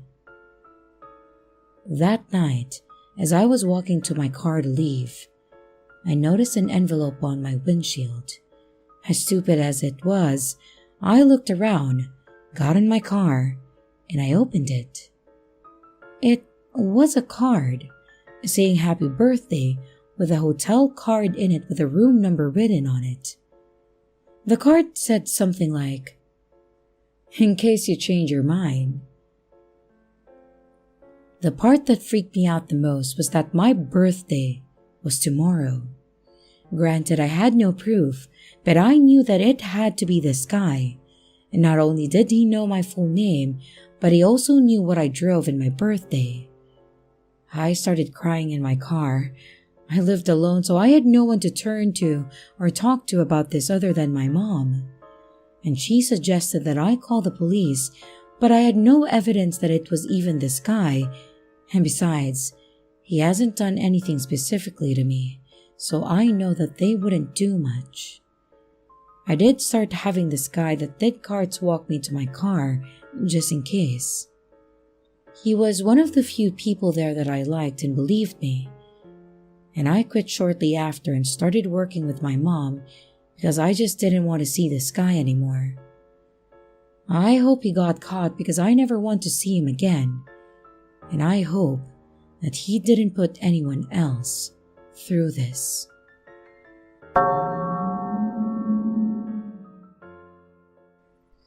So, the wonderful Walmart was my first real job. I started working there shortly after graduating high school and continued to for a little over 3 years. I was younger, as mentioned, right out of high school, so maybe a little naive and didn't run into many serious conflicts, so I didn't know how to react to some situations. But I quickly learned. Walmart makes you grow up pretty fast as an employee. I'm sure others will relate to that. And I bring this up because of these two memorable experiences that I encountered during my time working there. The first one was about a year into me working there. A young child around a year old in a neighboring city had gone missing. There was a lot of speculation around the whole situation, from the mother being suspicious, and even cadaver dogs alerting authorities to specific spots in their home.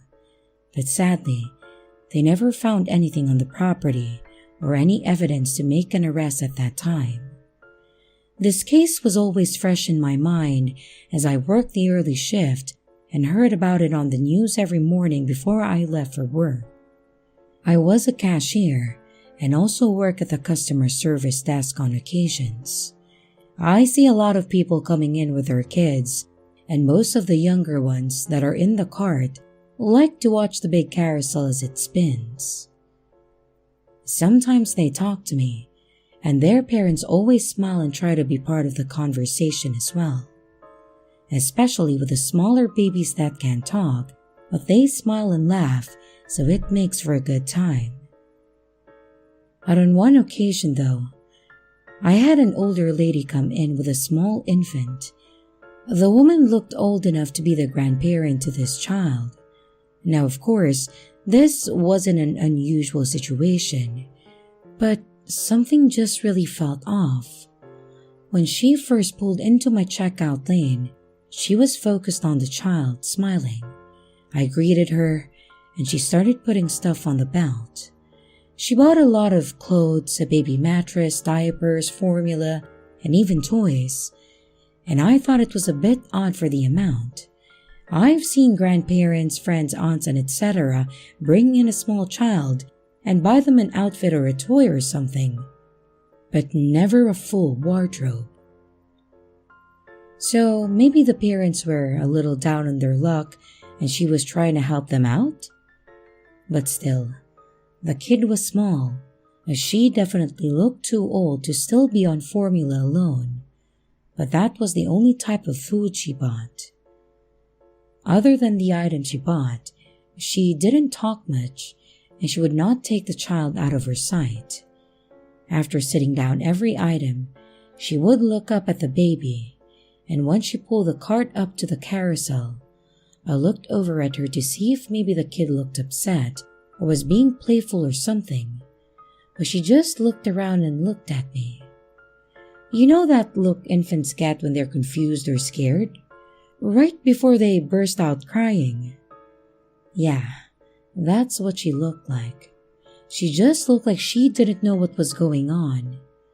And the woman, now waiting on me to finish ringing everything up, is staring at this child again, rubbing her head, smiling, but not saying anything to her.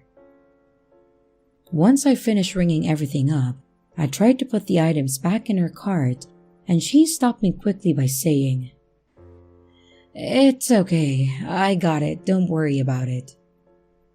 Which was a little weird. Rarely people don't stop me from loading up their groceries, but I let it go. She gave me a credit card to pay, and at that time our machines did ask for an ID if they used a credit card, and the amount was over a certain amount. When I asked for her ID, she became flustered and started looking around her purse for it. After a few seconds, she asked to just pay in cash, which she then pulled out a wad of bills. I completed the order, and she started leaving so quick that she almost forgot a bag and a receipt. And so after she left, my line was empty again. It was around 6 or 7 in the morning, so we were really slow at that time, and when this happens, I start to straighten out my lane where all the impulse items were, including the magazines. And that's when I looked over at the magazine covers to see the face of the missing baby. And I realized why that encounter was so off to me. That baby looked just like the missing one that has been on the news lately. She had the bright green eyes and the light curly hair that was starting to grow. She was from a city less than 30 minutes from here too. The part that started worrying me more was that this child looked confused. She didn't look like she was particularly happy or comforted by seeing this woman, but she also wasn't crying or screaming. Another thing was that the missing child had a birthmark on the back of her neck. Could that be why this woman didn't want me to go to the back of the cart and see the back of the baby's head? Obviously, this didn't dawn on me at that time, so I didn't even look at her to check. Then there was the fact that she was also worried about showing her ID and wanted to leave so quickly. Both were very suspicious. And lastly, the items she bought were just too much to be as a random gift. Of course, this was all me just speculating, but I couldn't shake the feeling that I just let someone go that could have been related to this case. It's been 10 years now since that case, and this child still has not been found. I can only hope it was unfortunate coincidences, but part of me still wonders, what could have happened if I reported this?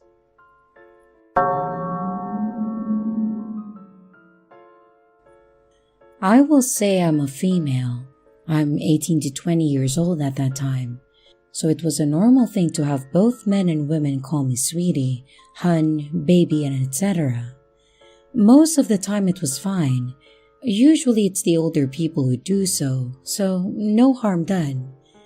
And every once in a while, I get an older guy that may call me beautiful, but I moved on.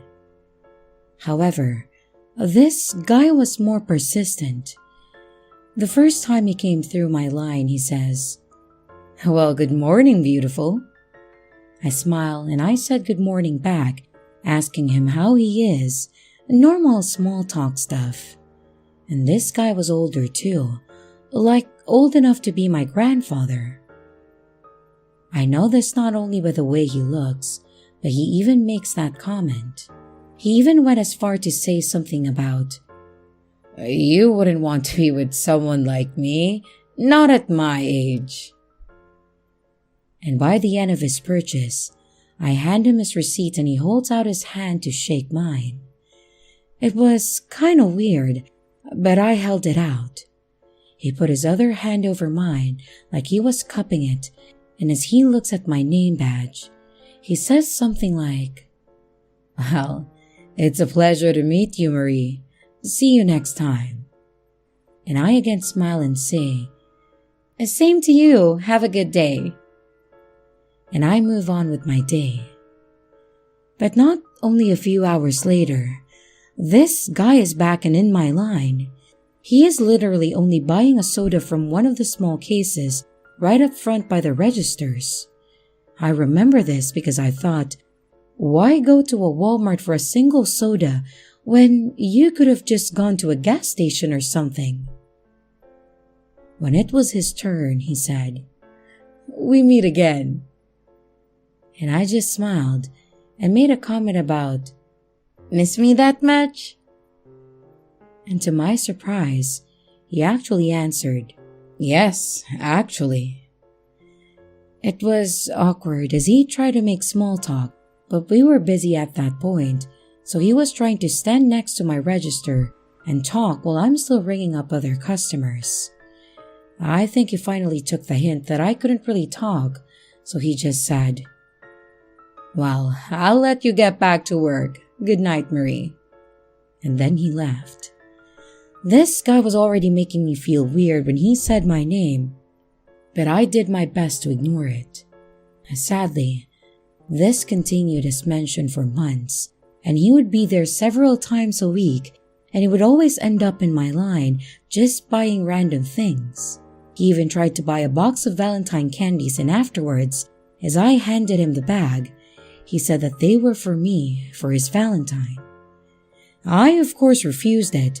I told him that I could not take gifts from customers, and I was also happily taken. And this seemed to upset him a bit. He made a comment about how it was rude to not accept a gift in his religion, and that he wanted to speak to my manager to convince them to let me have it.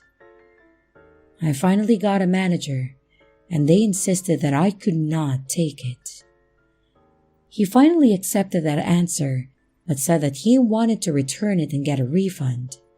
I remember him throwing a fit because he had to go to my customer service instead of through me to do so. So he just left with it. At this point, I told my manager about this guy and how he made me feel so uncomfortable. And they said that if it's ever too much to call them over, and they will switch me out so I don't ring him up. I thought that was fair and I left it at that.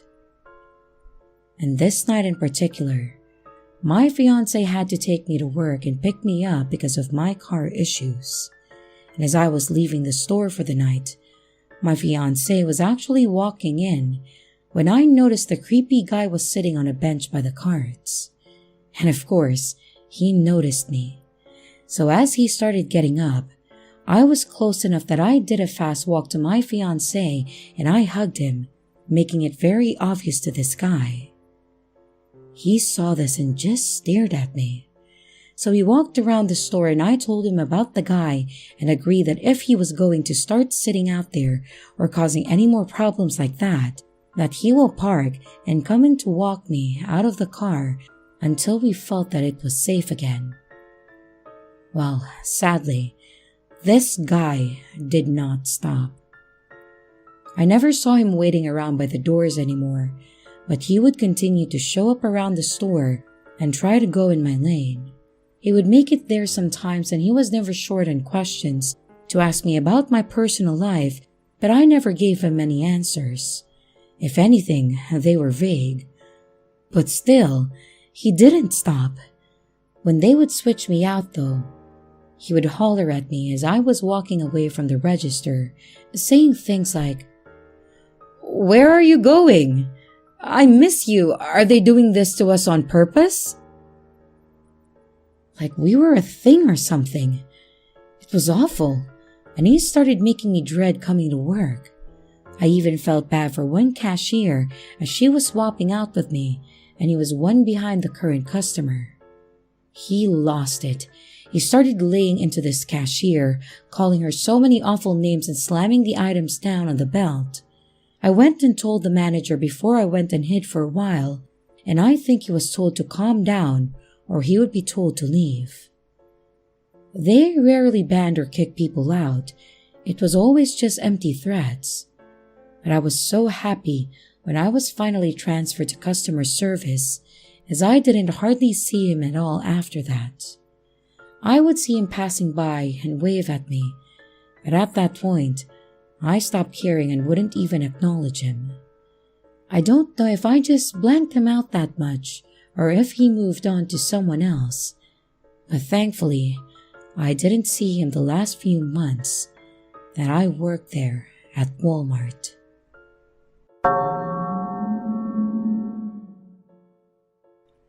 I was lucky enough to work at Walmart for 4 years.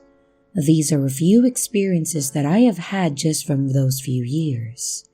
I started there working the evenings, usually noon to 9 p.m., or as late as 3 p.m. to midnight.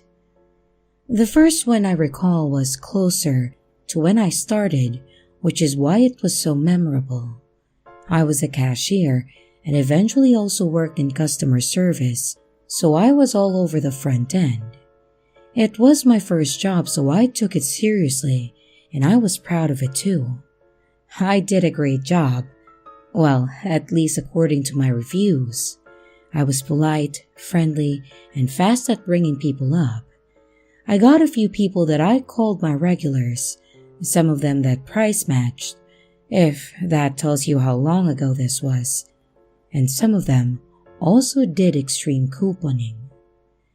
Some of them were definitely unbearable, the ones that are unorganized and nitpicky on the order. You ring everything up and bag them, but I dealt with each one as best as I could. One lady, though, made it to where I cringed anytime someone pulled out their binder of coupons afterwards. She came in probably every 2 weeks with a small child in the basket part of the cart, not in the front where you would normally see a kid. He was holding an old tablet that was not in good condition. The screen was spider webbing in one corner, and it looked like the plastic frame was splitting apart too, but he was still watching or playing something on it, and the volume on full blast too. He hardly looked up from it. His legs were pulled up towards him, probably because he didn't have any room, as this did not stop his mom from filling the cart up with items. Not just dry foods, but raw meats and produce too. The lady was always very organized. As she laid her items on the belt, she made sure to tell people behind her that she was going to be a while, and they usually left my lane. If you reached over to grab a different item, she would flip. She would yell slightly to say, "Stop," or "Don't," or give you some kind of lecture about doing items in order, but without ever making eye contact with you. She would keep looking down on the floor or her purse or something. So I learned and kept everything in order and bagged as she requested it. I never really had any more of an issue other than that, so my co-workers teased that I was her favorite. However, that would soon change. She came in as normal.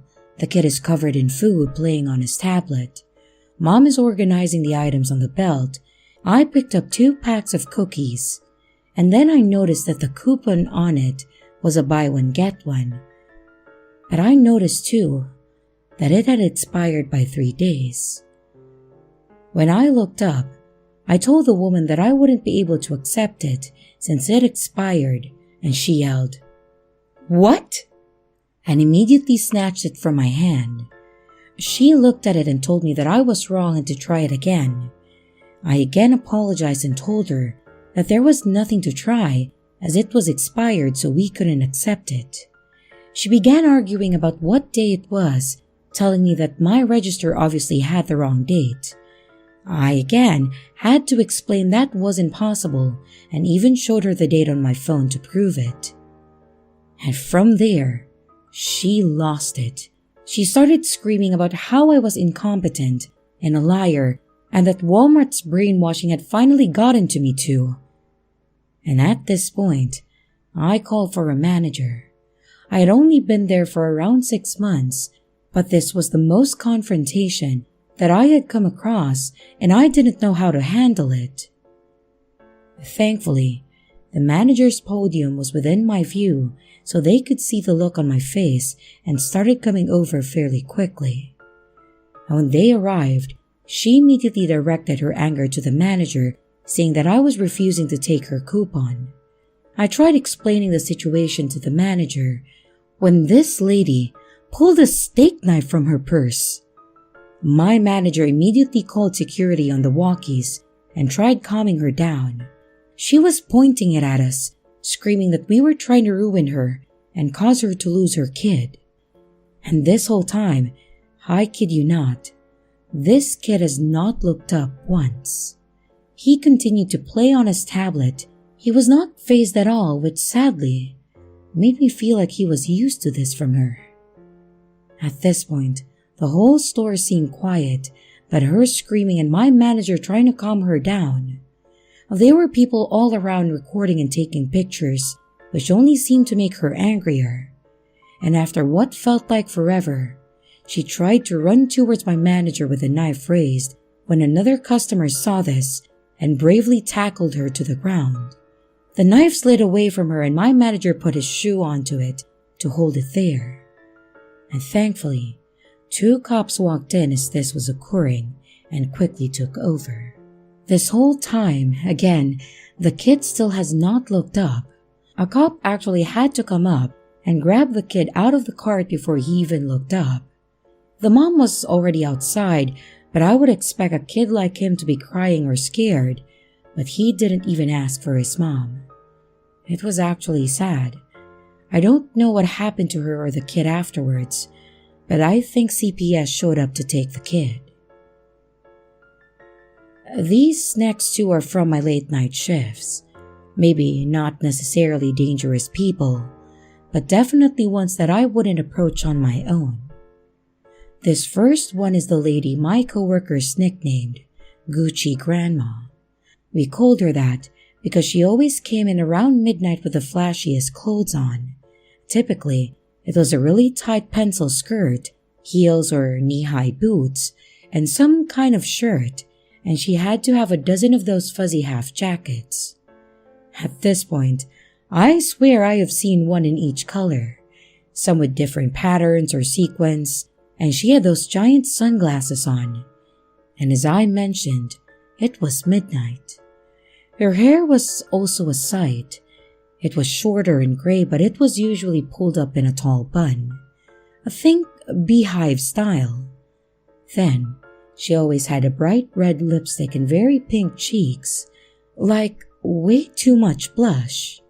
In the rare occasion that she takes off her sunglasses, she also has eyeshadow on to the extreme. So while her look is pretty out there, that's not the weirdest part.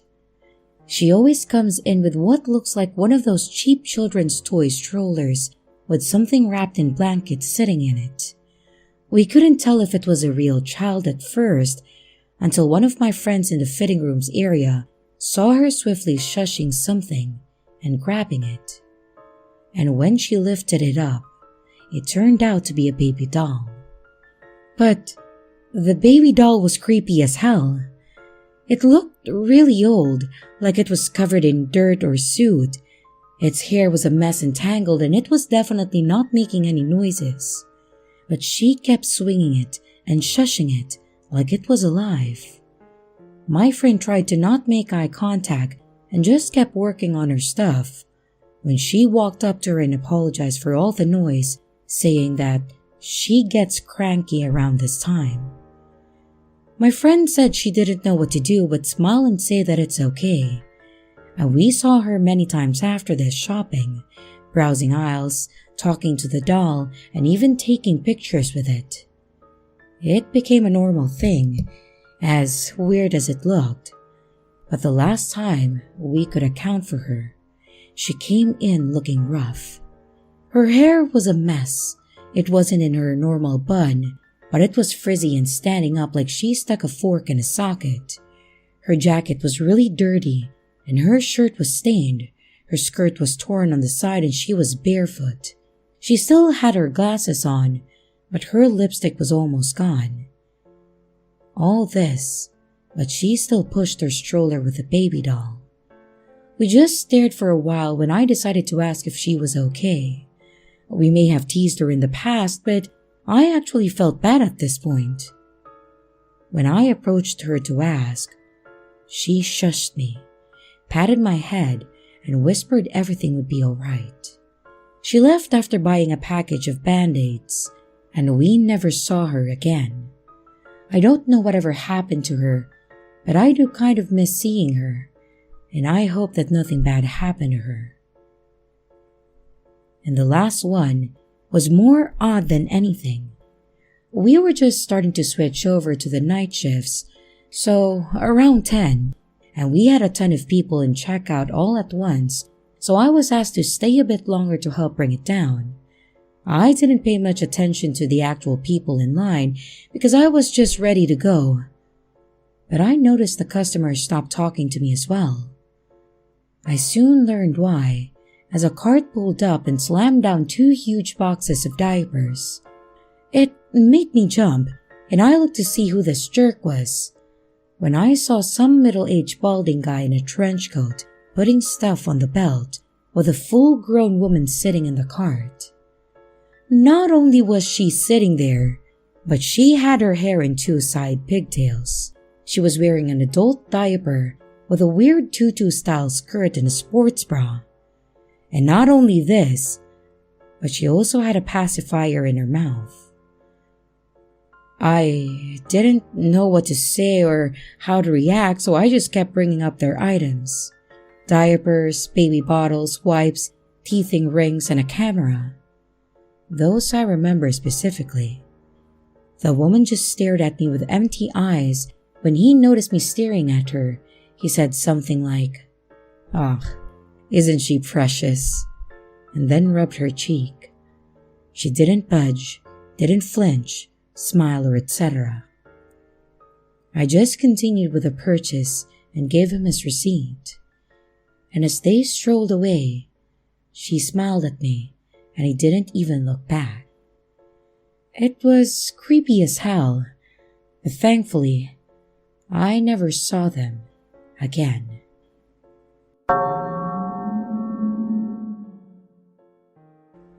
I got a job at Walmart in 2019 working as a cashier.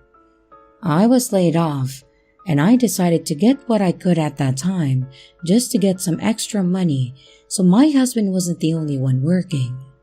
It was really alright for the most part. In 2020, I started helping more at the doors with counting how many people were coming and going and to make sure that they were wearing masks. It was alright for the most part. You got an occasional person that will lose their mind when you offered sanitizer or a mask, but it was tolerable. However, I did see people do some crazy things while just walking around on my lunch or breaks. At one point, when people started freaking out about the toilet paper issues and thinking that we were going to be locked down for months, things started to be too much. The store was a mess. Shelves were already empty and people were losing their minds. There was one night in particular that I remember walking to the back to go on break, and when I was walking past the toilet paper and paper towel aisles, there was one lady that was crying as she pushed the cart with a single gallon of milk in it, and a kid in the front of it licking the cart handle, touching the shelves and sticking his hands in his mouth. I overheard a couple debating if they should try using paper towels instead or go somewhere else first. I saw people fighting over sanitizer and the kid next to them screaming at their parents to stop. These were all upsetting to see, but it didn't stop there. One night, I was talking to my friend that was stocking shelves after I was off work. They were stocking toilet paper of all things, and there was a guy that came in from the other end of the aisle and slowly made his way towards us as he looked at the shelves. He eventually got right next to my friend, like within arm's length, and I motioned with my head to my friend that he was right by him, so he stood up and asked if there was something that he could help with. The guy went off. He started getting angry, claiming that we were holding back inventory on purpose to make people like him suffer. My friend and I were equally confused since he was literally stocking the shelves at that time. He tried calming him down, but the guy must have seen the box cutter sitting on the shelf, and then he snapped. He stepped backwards and pulled out like a switchblade, saying, "Let's have a real knife fight." And my friend grabbed the pocket knife, and we walked backwards as we tried to calm the guy down. He didn't really pay much attention to me, so I was able to pull out my phone and call 911. Someone else that worked there must have heard what was going on, and they rushed over to help us out as well. Somehow, we finally got the guy to put the knife away, but the police still came and arrested him. I know 2020 has been one hell of a year, but some people just snapped. I quit shortly after this because I couldn't risk any more weird occurrences like that. And all I can say though is be safe out there, watch your surroundings, and be kind to others.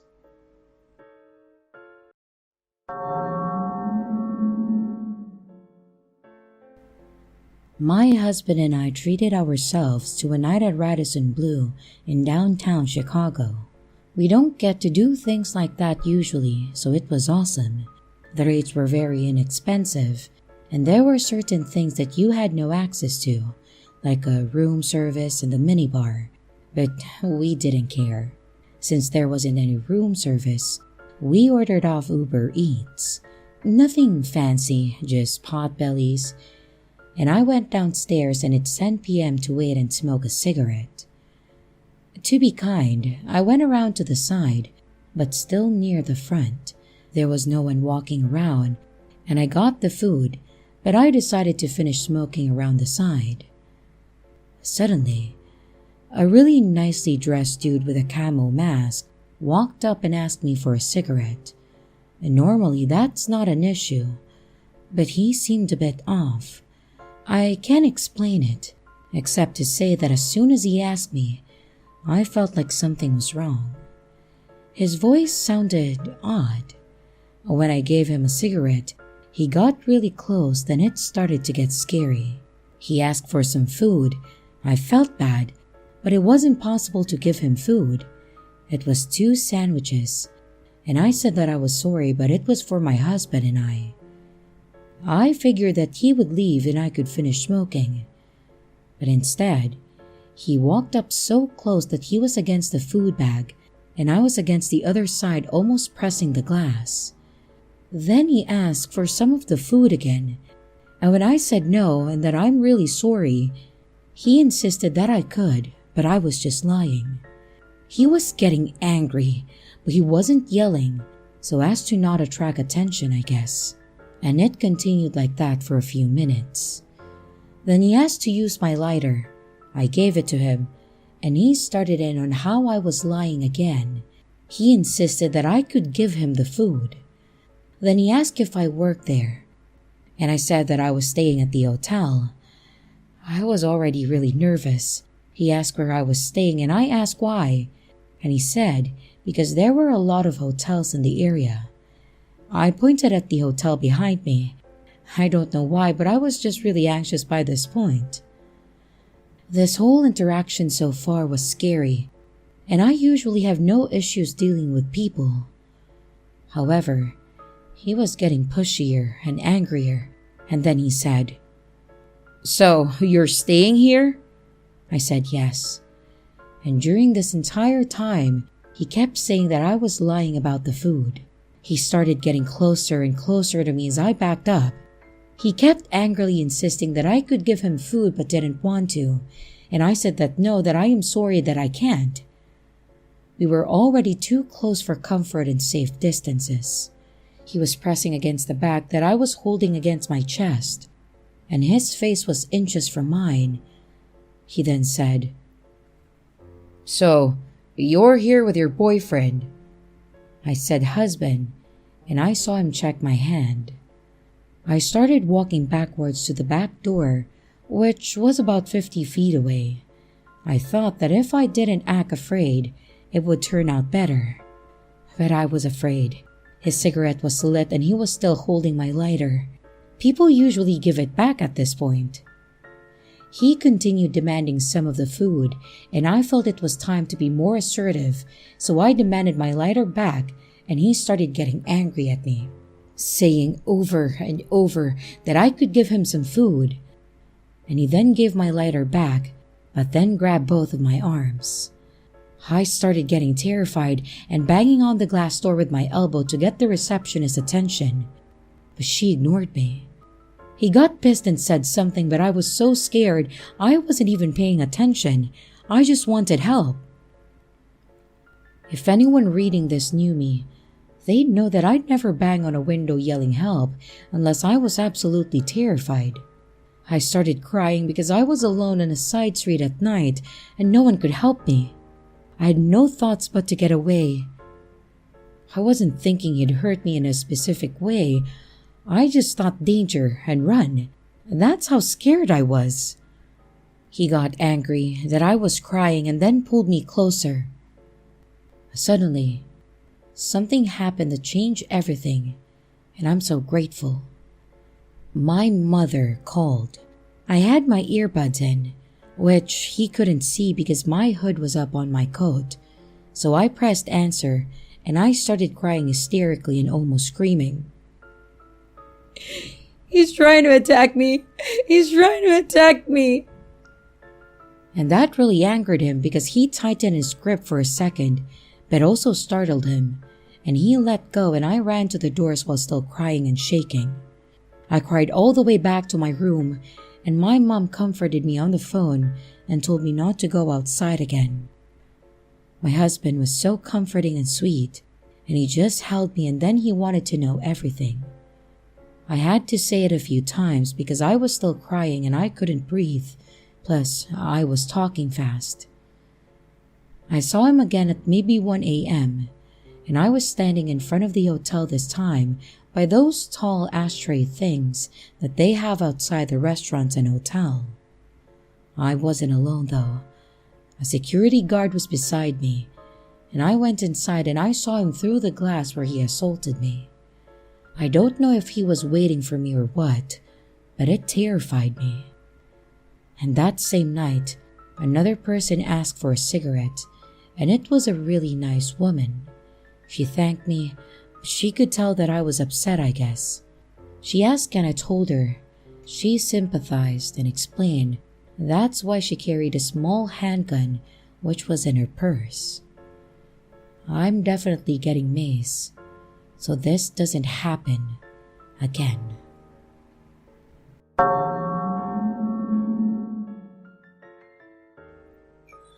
I'm 18 and female, and I just started a job at a hotel a little over a month ago as a housekeeper. The hotel is located in a very rural Midwest, so not a super busy hotel, except for the occasional family reunions checking in and the few workers passing through the state. Many of the people who come through are older, around 40s, 50s, and even upwards. And when I first started, my parents had told me to be careful because the hotel was sketchy. I never really found it to be sketchy or the people passing through to be, until one day about 2 weeks ago. I had just clocked in at around 10:30 and I headed down to the end of the hall, opposite of where the lobby was, to start on my stayovers. These are rooms where people stayed more than one night. At the end of the hall, there were 4 rooms tucked in to almost a corner, I want to say. You can't really see the doors to these rooms until you reach the end of the hallway. There's 2 rooms on one side and 2 on the other. I was grabbing all the supplies that I needed to do the stayover when a man, another stayover, came out of one of the 4 rooms and asked how to work the coffee machine.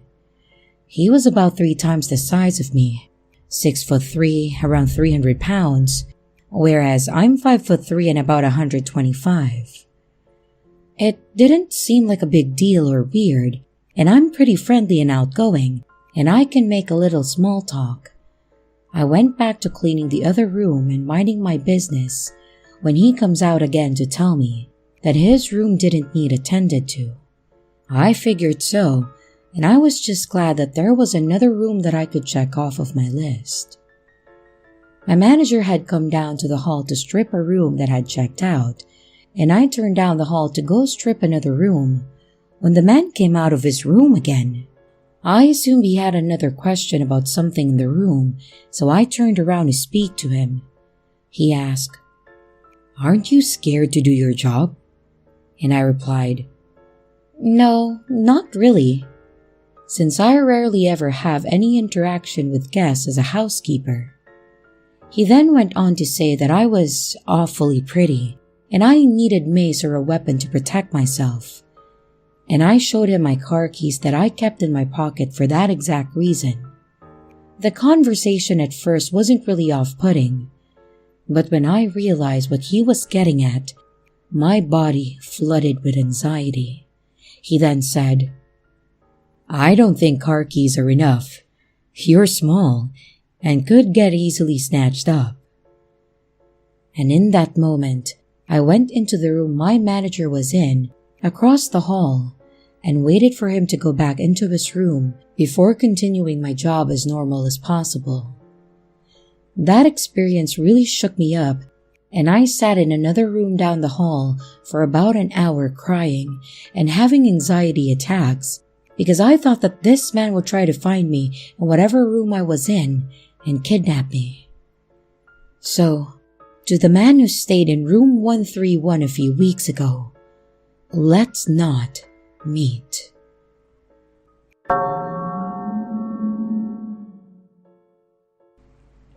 This happened in the summer of 2010 when I was just entering my teenage years. My family took a trip to a really nice hotel in the city. I can't really remember why we decided to take the trip, but I remember a lot of family and friends coming and staying in adjacent rooms. I've never asked my parents, and it's not really important to the story. To preface, I am a bit of a scaredy cat, and I always have been. I'm a pretty skinny, fragile kid, so I get spooked pretty easily even now. But this, however, was almost definitely not me freaking myself out like I normally did. And looking back, I'm incredibly lucky that I trusted my instincts. This hotel had a strange design to it. The lobby was actually on the 4th floor, not the bottom floor, which I found strange. And to access the lobby, you had to use the elevator. There was no way for you to get to it from the stairs. And this information would have been nice before everything happened, as you'll find out. The hotel was organized in a square shape. Every floor was lined with a balcony, and you could look out into the lobby and cafe area from your floor. Essentially, if you were walking to your room, you could be seen from anyone that was on your floor if they just stepped out of their room and looked around. I always was afraid that I'd fall over the balcony and sail down 8 stories to my death, but they were high enough to a point where I wasn't too concerned for my safety. The first day or two was nice. My friends and I hung out and played cards all day, or we watched whatever was on TV. And at night, we would explore the halls of the hotel and tell each other ghost stories. It was a really fun time, even though I didn't fully understand why we were there. But on the 3rd day though, things got strange fast. I woke up to the sound of screaming coming from outside my door. Now, because of the hotel's design that I mentioned, sounds from the lobby would echo all the way up to the top of the building. So, when I walked outside to investigate, I immediately looked over to the balcony to see what the commotion was about. I saw a girl laying on the ground, eggs and milk splattered everywhere around her, and people were rushing to help her. And I even heard a couple of people telling each other to call 911. It seemed like the girl was unconscious, and maybe she had passed out or something. And I scanned the lobby and saw that my family and a couple of my friends were in the lobby getting breakfast, all staring at the event in front of them. So I decided that I'd rush down to meet them to find out what had happened. The elevator was on the opposite side of my floor, so I took the stairwell located right next to my room. We were on the 7th or 8th floor, so I knew that I only had to take about 4 flights down. Not really a big deal. I descended for a little while, looking for the number 4 on the wall, or the letter L. I passed floor 5 ready to find a door to the lobby, and I took about 2 more flights of steps before realizing that there hadn't been a door for the 4th floor, nor had there been a door for the 3rd or 2nd. Now, at this point, I probably should have turned back, but I continued down because I was tired and I didn't want to climb back up. There were some weird side halls that went into pitch black areas with a bunch of piping and wiring, and though I was curious to explore, I just passed them by. I quickly hit the bottom floor, a dimly lit and cold room with cinder block walls and concrete floors. In front of me was a set of double doors, and I hesitated at first, but I assumed that this was just another way back to the lobby, so I opened them and entered. Behind the doors was a massive warehouse-type room, probably the size of a smaller basketball stadium, and the only light coming in was from the stairwell behind me, so I really wasn't able to see much. Stairs were stacked and covered in plastic wrap, tables lined the wall, and in the distance, I thought I could see boxes stacked and lined against the wall as well. I was probably in the storage room for the hotel, and I looked around and saw an elevator in the back of the room, so I made my way towards it. I closed the door to the stairwell and I began to walk in the dim light. The room was super muggy and dusty, and it seemed like nobody had been down there in a long time. As I got closer to the elevator, I noticed that it was a little bigger than the elevators in the lobby and on the other floors. I pressed the up button, but I got no response. There was a card swiper next to the button, and it must have been for employees only, I thought. I turned back towards the stairwell doors, making my way past the chairs and tables along the wall. And when I got to the door, I gave it a tug. Locked. Of course. This is when things started to hit me, and I realized that I was stuck in the dark, dusty basement of a hotel.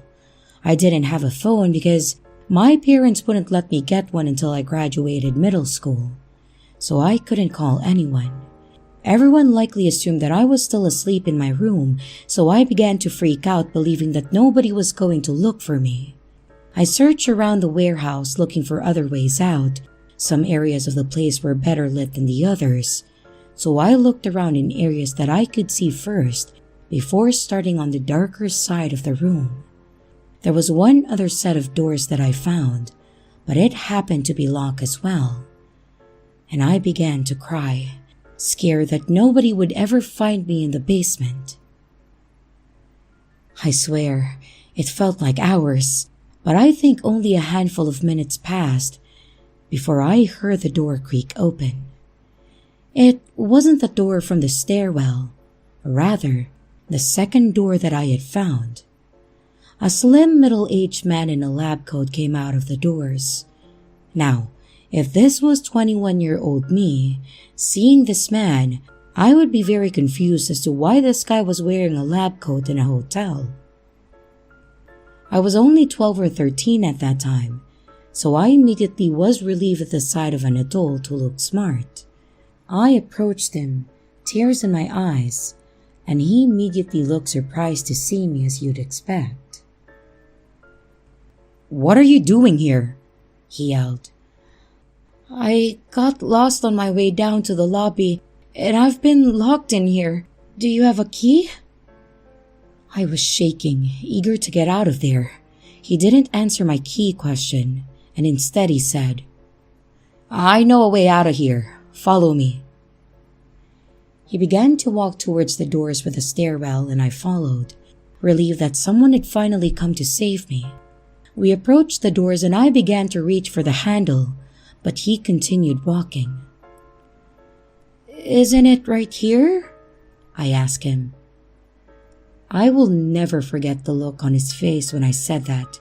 He looked nervous, and though it was dim, I could see sweat glistening from his forehead and behind his glasses. "No, this way," he said sternly. I continued to follow him, but I was now nervous myself. We had passed the door to the stairs and we are now headed toward the darker side of the basement, away from the elevators. He looked like he had no clue where he was leading me, and as he kept checking around him, almost as if he was taking in his surroundings for the first time. We turned a corner and began walking towards the boxes. A dead end. I immediately froze, realizing that something was very, very wrong. This guy had no idea where he was going, nor did he appear to work at the hotel. I said with my voice shaking, "Okay, where are we going?" He turned and said, "This way, just follow me." And I knew that there were no doors by those boxes. I had checked there first after I found out the stairwell door was locked. I want to thank whatever God is up there for gifting me with the idea that I had next. I started yelling, as loud as I could. I yelled so loud that I gave myself a headache, and the man, irritated and plugging his ears, began yelling back at me. "What are you doing? Be quiet!" But I continued to yell. I don't even remember how long I was yelling. And finally, the man snapped and began quickly walking towards me. I went in a full sprint towards the stairwell doors, hoping to God that they'd somehow be magically open. He didn't run after me. He walked sternly behind me, muttering things like, "Stupid kid," and other kind compliments. I was about 5 feet from the door when somebody burst through. My savior, a hotel janitor who had heard the screaming from the stairwell. He saw the situation, me, and some random guy in a lab coat in a locked basement, and immediately told me to get behind him. The janitor asked me who the man was, and I said I had no idea, that he had come in through the door on the other side of the room, and I pointed the door. The janitor quickly radioed into the desk that he had found a child in the basement, and quietly, so that I wouldn't hear that, he said, "This man came from outside, get security," or something like that. The man in the lab coat started trying to argue with the janitor, claiming that he was simply looking for a bathroom. The janitor clearly wasn't buying it and kept saying things like, "Wait till security gets here and talk to them about it." And I was standing beside him the whole time, trying to take in what was happening, confused out of my mind. Eventually, an employee from the front desk arrived and took me back up the steps to the lobby, where I met with my family, who surprisingly had no idea that I was missing. I told them the story, crying and shaking, and they hugged me tightly, thanking the employee over and over for their help. But I never got to thank the janitor, though. Looking back now, I have absolutely no clue what that man was doing in the basement. I don't have any information as to what happened afterwards or who he was. I know for a fact that the incident with the girl in the lobby was unrelated. Something about low blood sugar or something. I'm not sure. I've thought about that day a lot, and the only explanation I can put together is that the door that I had found in the basement led to the streets of the city, where he must have wandered in from. I have no clue what his intentions were and why he was wearing a lab coat or why he chose to pretend to know a way out. To be frank, this could have just been a huge misunderstanding of some sort, and I just chose a really bad time to get lost. But all I know for sure is if I hadn't screamed my lungs out, I might not have been telling the story the same way, or at all. So strange man in a lab coat wandering around a dark, dusty hotel basement. Let's not meet.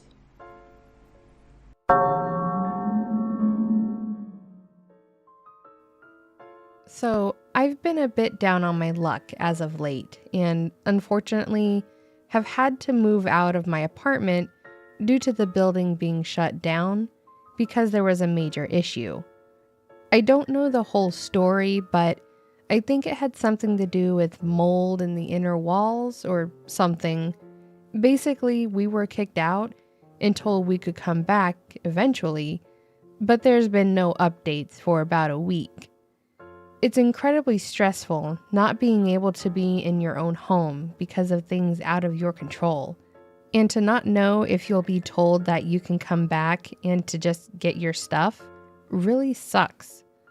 Thankfully, because this was an issue with the property and was not my doing, nor the fault of anyone that lives there, the rental company has to cover our living expenses until they get everything sorted out.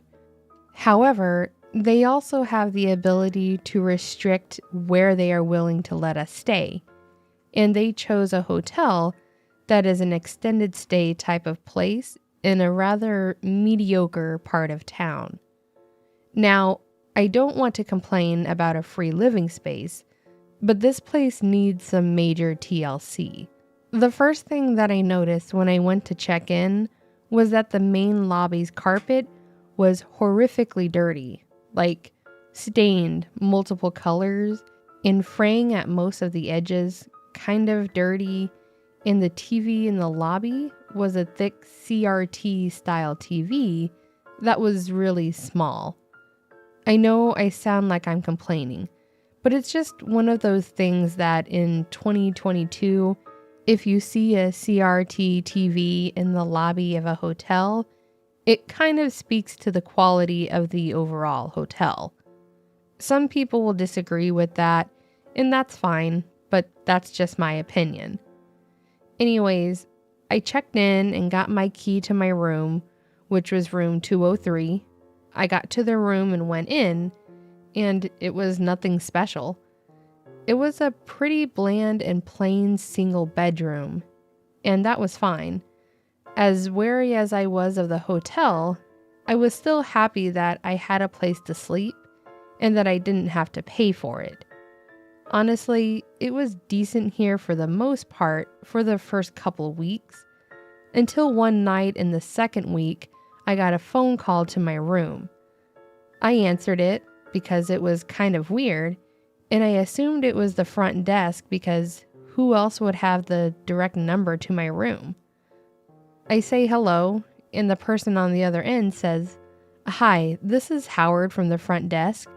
There was an issue with your payment, and we need you to come down to the front desk to clear it up. Shouldn't take but a moment or two." I mentioned that I wasn't the one paying for the room, and that it was being paid for by my apartment complex. And after a moment, the guy said, well, if you could just come down here, I'll get your info and we'll get this squared away." Obviously, I was annoyed, but just said okay and that I'd be down in a moment. I grabbed my wallet and phone and went to the elevator and then went down to the main lobby. I got down to the desk and the same woman that had checked me in 2 weeks ago was working. I mentioned to her that I got a call from someone at the front desk saying that there was an issue with my payment. She kind of looked at me confused and mentioned that she was the only person working the front desk that night and that she wasn't aware of any issues. I asked her if there was anyone named Howard that worked there, as that was who called my room, and she told me that there wasn't. After a few more moments of her checking my booking and making sure that everything was okay with everything, I thanked her and mentioned that it must have just been a prank caller or something.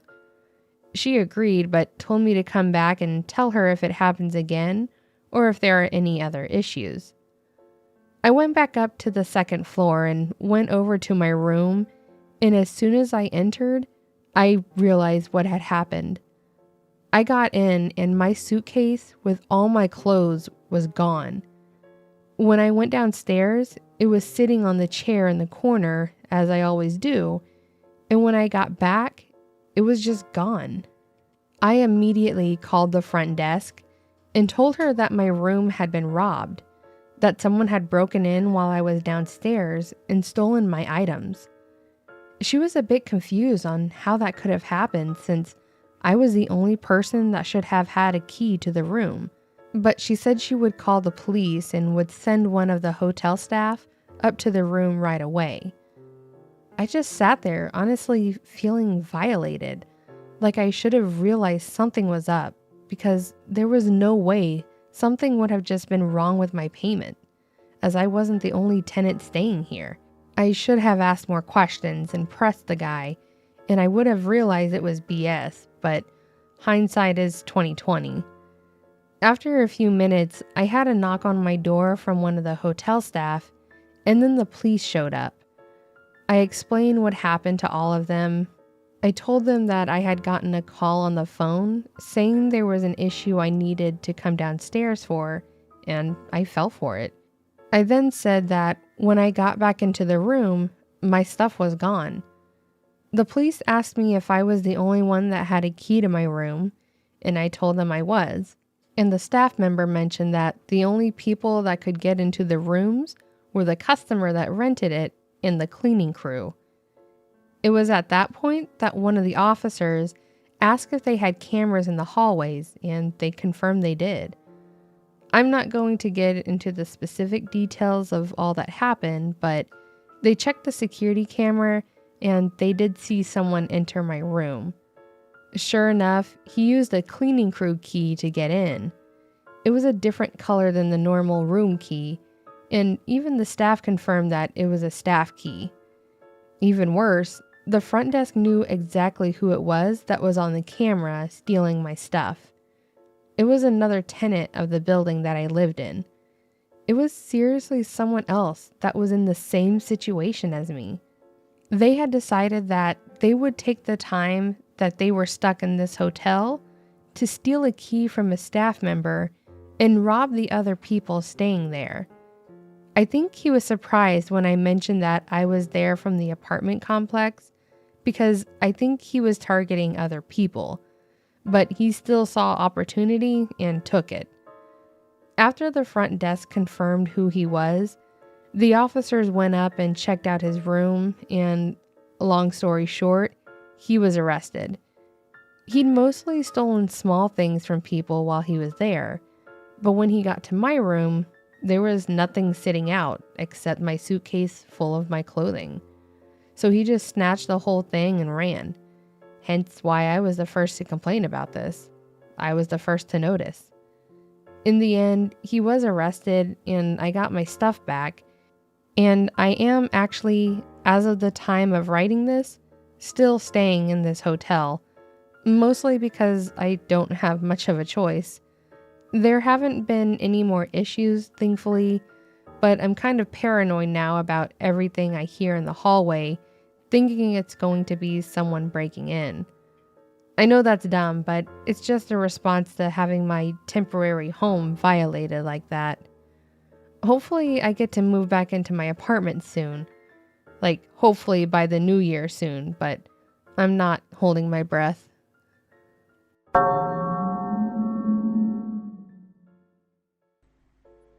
I was working as a hotel maid in my late teens.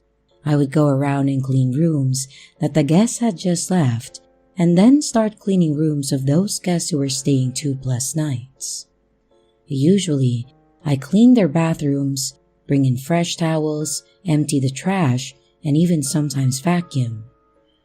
So, we had this one man who was at this point what we call a regular.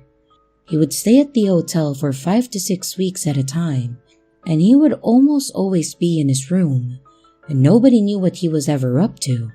But he always looked shabby, looked like he never had enough sleep in his room, and had this lingering heavy smell. He was reeking of alcohol and smoke, but usually the mixture of both. But I had not seen him smoke or even seen cigarettes or alcohol in his room. I got weird vibes from him, so I would always leave the door open if I was in the room and he was there with me. I usually would put the trash can against the door and leave it like that until I am done and gone.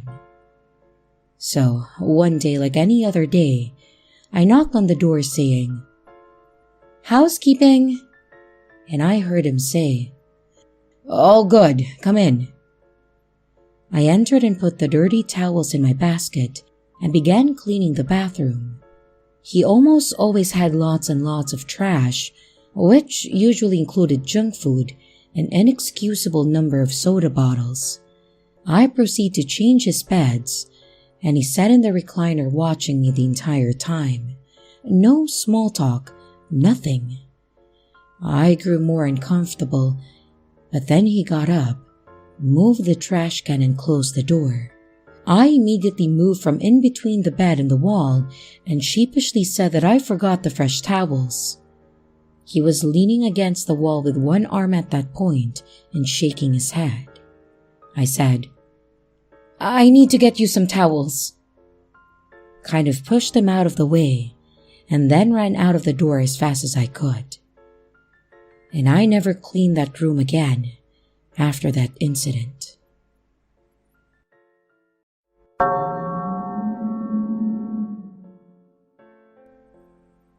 A long time ago, I was a single mother with a young boy about 7 years old, and I was doing my best to make ends meet with what little money I could scrape together working part-time. We didn't live in the best home, but I did everything that I could to keep him happy, healthy, and fed, and I like to believe that I did a damn good job. I can say that nowadays, things are much better. He's grown, I'm in a new marriage, and honestly, life is much happier. That said, there were times where I made mistakes and where things got really rough. And this is actually about an event where the unthinkable could have happened, and I really shouldn't have brought him with me, but I'm actually glad that I had. Though, I will say that my decisions weren't the worst part. I thought things were okay. I just trusted someone a bit more than I should have. So this was back when my son and I had just moved into a new apartment when he was about 7 or 8 at the most. My husband and I had been divorced for a year, and I was just really getting out into the world after losing the house.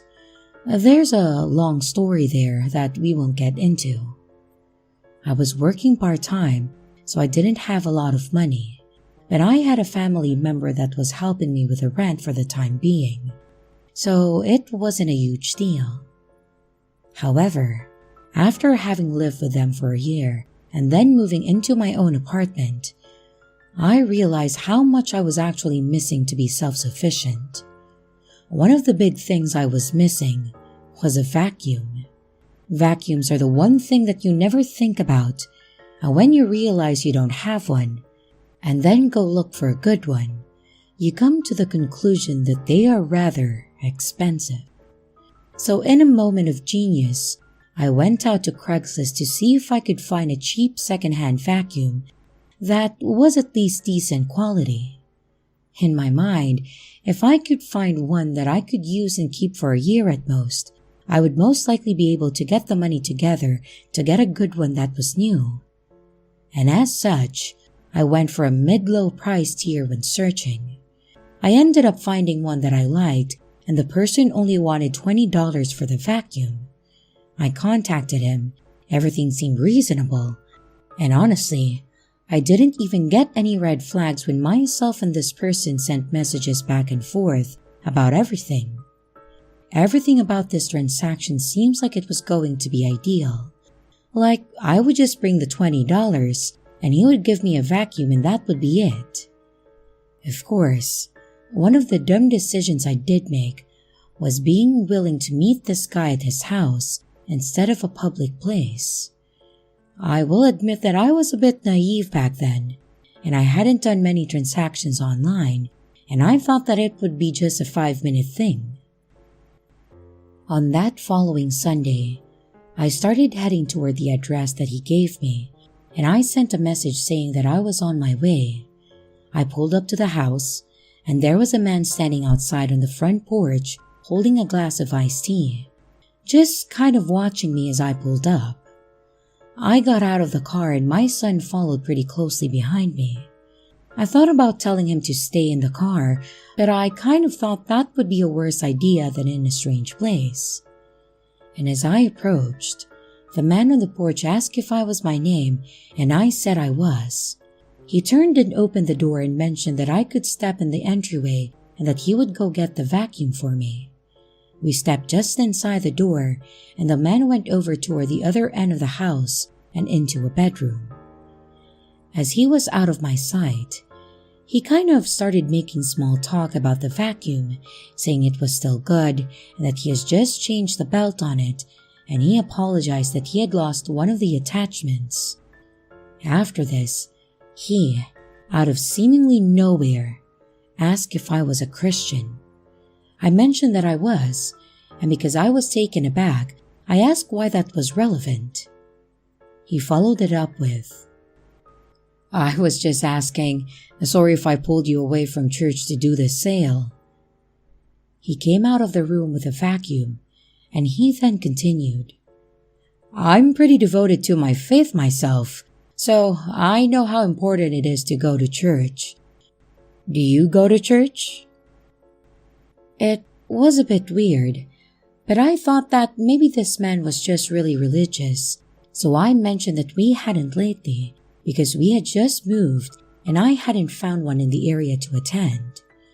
He smiled and nodded, like he understood. But then it got weirder, he said. And this is a direct quote because I will never forget his words.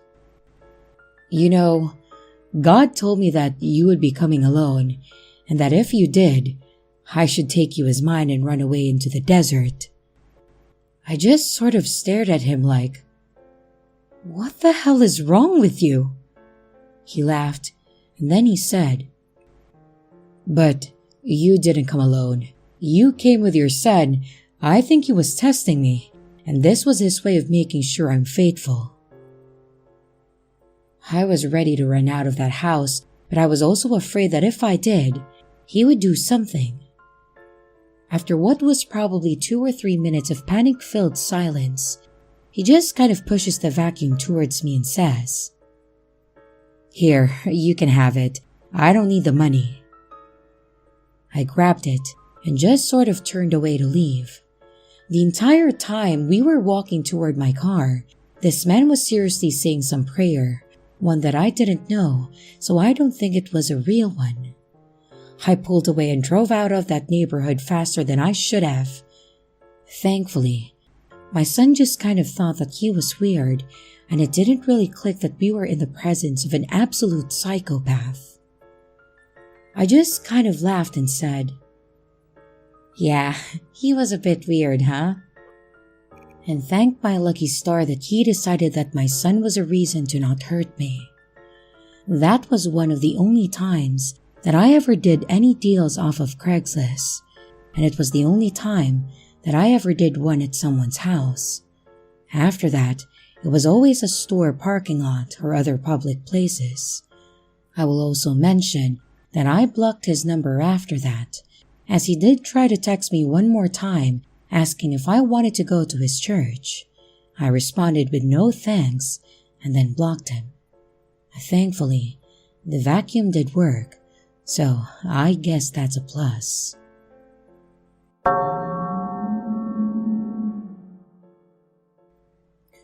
So my fiancé and I have been on the lookout for a kitten to accompany our 3-month-old kitten that we already have.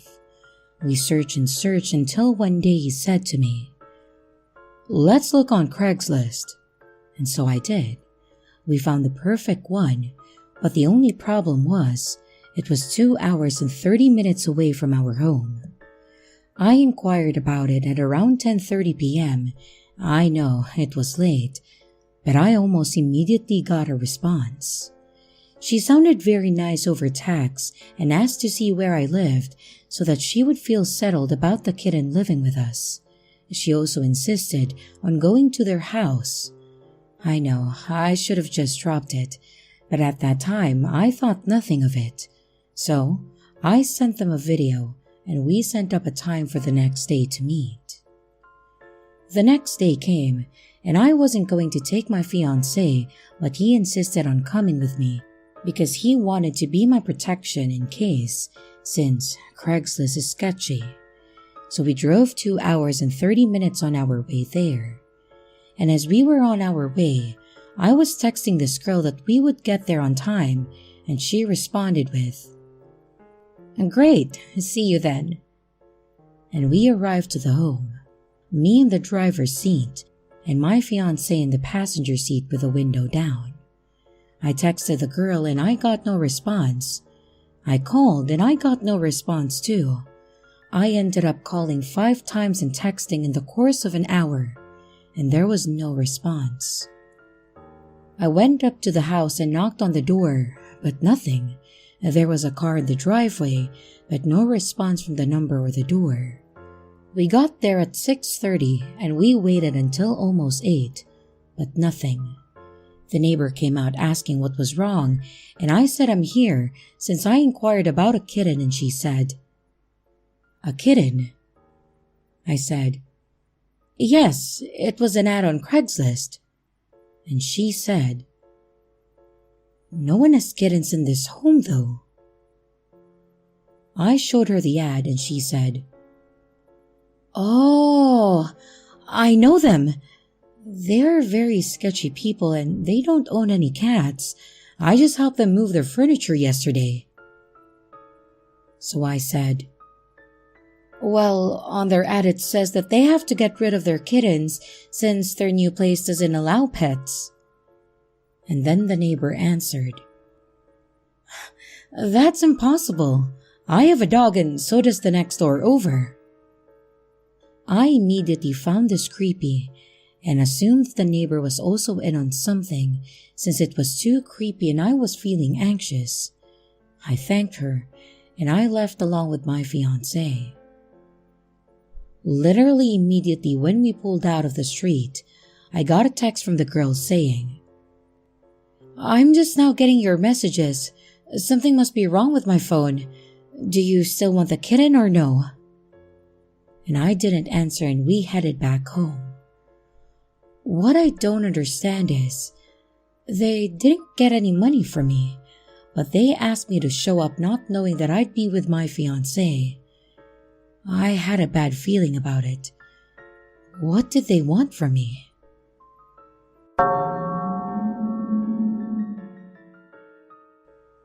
A few years ago, I moved with my family right before I started college. Unfortunately, it was kind of far from the university that I had been accepted into, so I had been trying to find a place to rent close to my university. My dad helped me and showed me an ad on Craigslist. There was a nice-looking house for rent, and it was close to my university. I decided to set up a meeting to go check out the place. I showed up in the afternoon and unfortunately I was alone. My dad said that I was an adult and a big guy, so I shouldn't worry about meeting this person.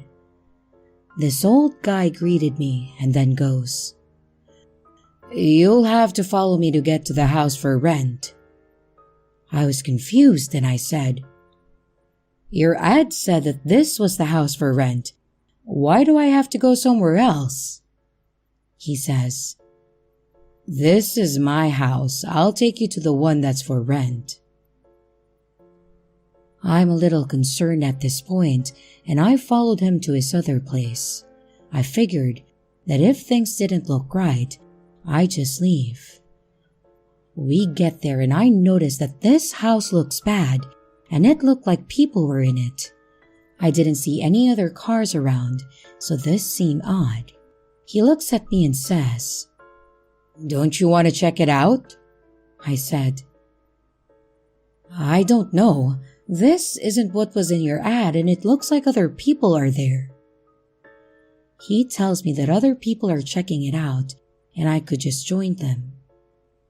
Something just felt weird about the whole thing, and I told him that I wasn't interested anymore. This place looked in a bad shape from the outside and appeared to have people in the house.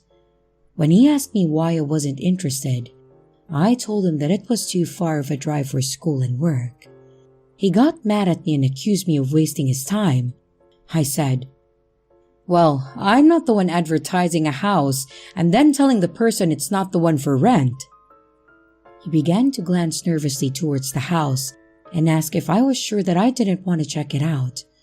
Well, I told him no, and then left. He never contacted me again, thankfully. I'm not sure what his intentions were, but something just felt wrong. Maybe he was just trying to show me the house, but I didn't like that he lied about the house to begin with, and that there were other people inside the house. I'm not sure what was going on there, but I didn't really want to find out. I also didn't like how he kept looking at the house when he was asking if I was sure I didn't want to check it out. It seemed so bizarre how he went from being mad at me to getting kind of desperate for me to go inside.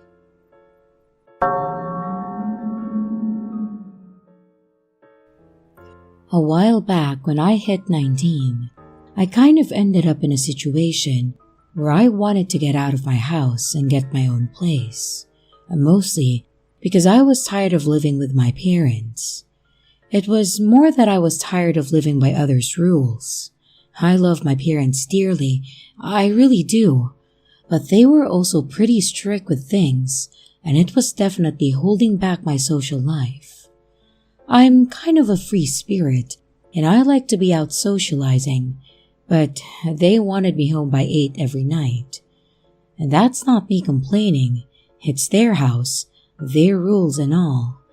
But it was enough to make me realize that I could just move out and get a cheap place nearby, keep them close and make sure that I had my freedom. So, that's what I decided I was going to do. After looking around for a while, I actually found a decent apartment that I could afford with my job that was less than 10 minutes away from where my parents lived. I went through all the motions to get the apartment, paid the deposit, and then got it. Moving day came, and my parents helped me get everything in and set up, and it was at that point that I realized that I didn't have a whole lot, and definitely didn't have enough to fill an apartment. My bedroom had my bed, my desk, dresser, and my living room had a table with a TV on it, and that was pretty much it. I started talking to my dad about it and trying to figure out the list of things that I needed for the apartment or what I could use. And my dad made a suggestion that I should look for cheap furniture on Craigslist. We talked about it for a bit, and he actually mentioned that if I found some stuff for the apartment on Craigslist that would work for me and wasn't terribly expensive, he would go in on half and go with me to get it all. I thought this was a good idea. He had a truck, plus having him with me would make me feel a whole lot safer in dealing with strangers. So I agreed. I told him that I would look online and get a hold of a few people over the next couple weeks, and we would meet up when I had everything ready to go. So I did just that. I got on Craigslist, and I went through a number of postings. I sent a few emails. Some responses I got were obvious scams or bots, so I just ignored those. I had a few people that were interested in selling to me at first, but ended up disregarding me after I told them that it was going to be almost 2 weeks before I could pick it up. Apparently, they weren't willing to wait to sell it, which was fine by me. And after sifting and sending, I was actually able to get a few people that were willing to hold on to their items for me, so at least it wasn't a waste of time. Then, I found a post that was more or less furniture, men's clothing, electronics, and more. I want it all gone, $200. I clicked through the pictures that this person had posted, and looking through it, they were selling a lot of things for such a low price. There were a number of furniture items, a couple game consoles, a decent desktop computer, and then clicking through it, I noticed that some clothes were mostly my size. I was over the moon, thinking that I had hit a jackpot. Sure, it seemed a bit sketchy, but at the same time, if this was legit, I would have furnished my whole place and had a bunch of what would basically be luxury items for only $200. The post had a phone number on it, so I immediately grabbed my cell and called the person. I mentioned the post, and I asked the woman that had answered why she was selling things for so cheap, because it did seem a bit odd. She then said that she and her boyfriend had split up, and that she hadn't seen him for weeks at this point, and all the items she wanted gone were his. She even sent me a few pictures of herself in front of all the items while we were talking to prove that it was all real. I told her that I would give her the asking price for it if she could hold on to it for 2 days, as it was Thursday, before we were supposed to go get the items, and that I would take every single item off of her hands that she wanted to sell. She actually agreed, and she mentioned that I was the first person to call and said that she would go ahead and mark it as sold. I was obviously over the moon. I had just struck Craigslist gold. I called my dad and told him that this lady had a bunch of items that she wanted to get rid of just for $200. And he seemed a bit concerned at first. I explained the situation, mentioned that she had sent me proof that it was all real, and then told him that it was left over from a bad breakup and that the boyfriend hadn't come back for it. It took a bit of extra convincing that I was able to finally get him to go with it. Saturday morning comes, and I text the woman, mentioning that we would be there within the hour. She responded with an okay, and that was it. Not really the best response, but it was enough for me. We headed to the house, and I was feeling even better about this transaction. The house was nice, like multi-story and well taken care of, so she could afford to just get rid of these things for way under retail value. Kind of nice. We pull into the driveway, walk up to the door, and I ring the doorbell. Nothing. No response. We waited for a little while, but after a couple of minutes with no response, I rang the doorbell again. And still, no answer. I pulled up the initial messages between the two of us to make absolutely sure that this was the address, and it definitely was.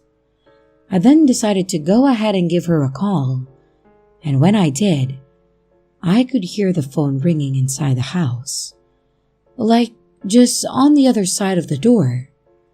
I actually glanced over toward the window by the door and started looking inside. My dad chastised me at first, saying that I was being rude, but I had this really weird feeling that something was off. This was a nice house. The woman I spoke with was friendly and seemed like she really was wanting to get rid of these items, and I was really wanting to get the stuff she was selling. Then, I realized why I was feeling off about the whole thing and what I was actually seeing.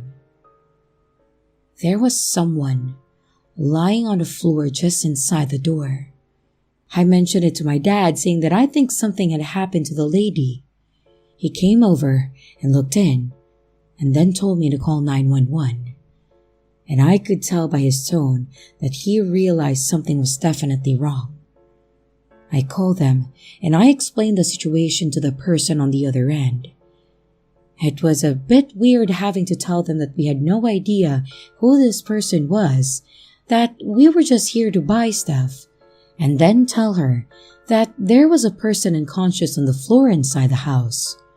It was just as awkward trying to explain it to the first cop that pulled up to the house as well, but I think they understood it better than the dispatcher.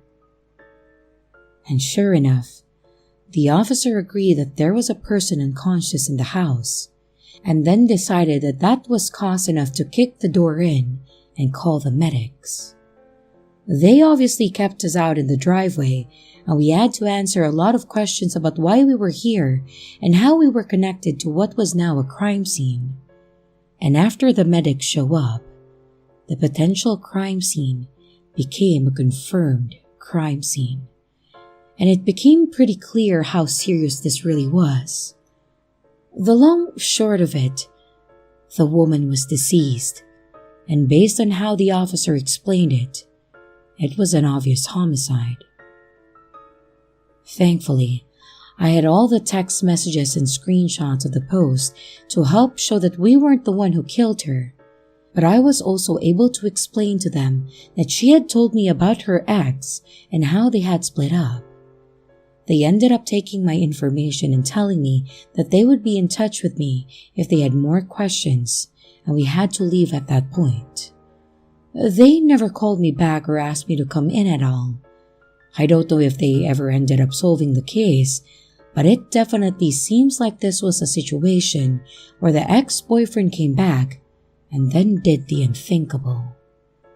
What makes it worse?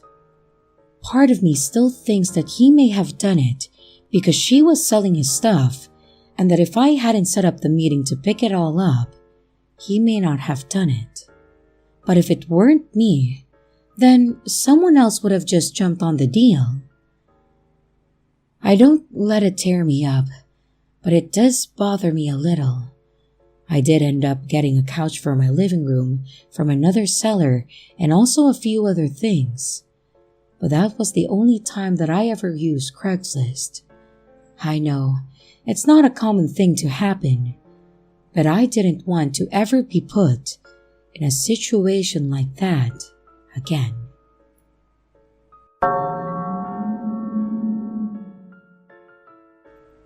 About 2 years ago, I moved into a new apartment.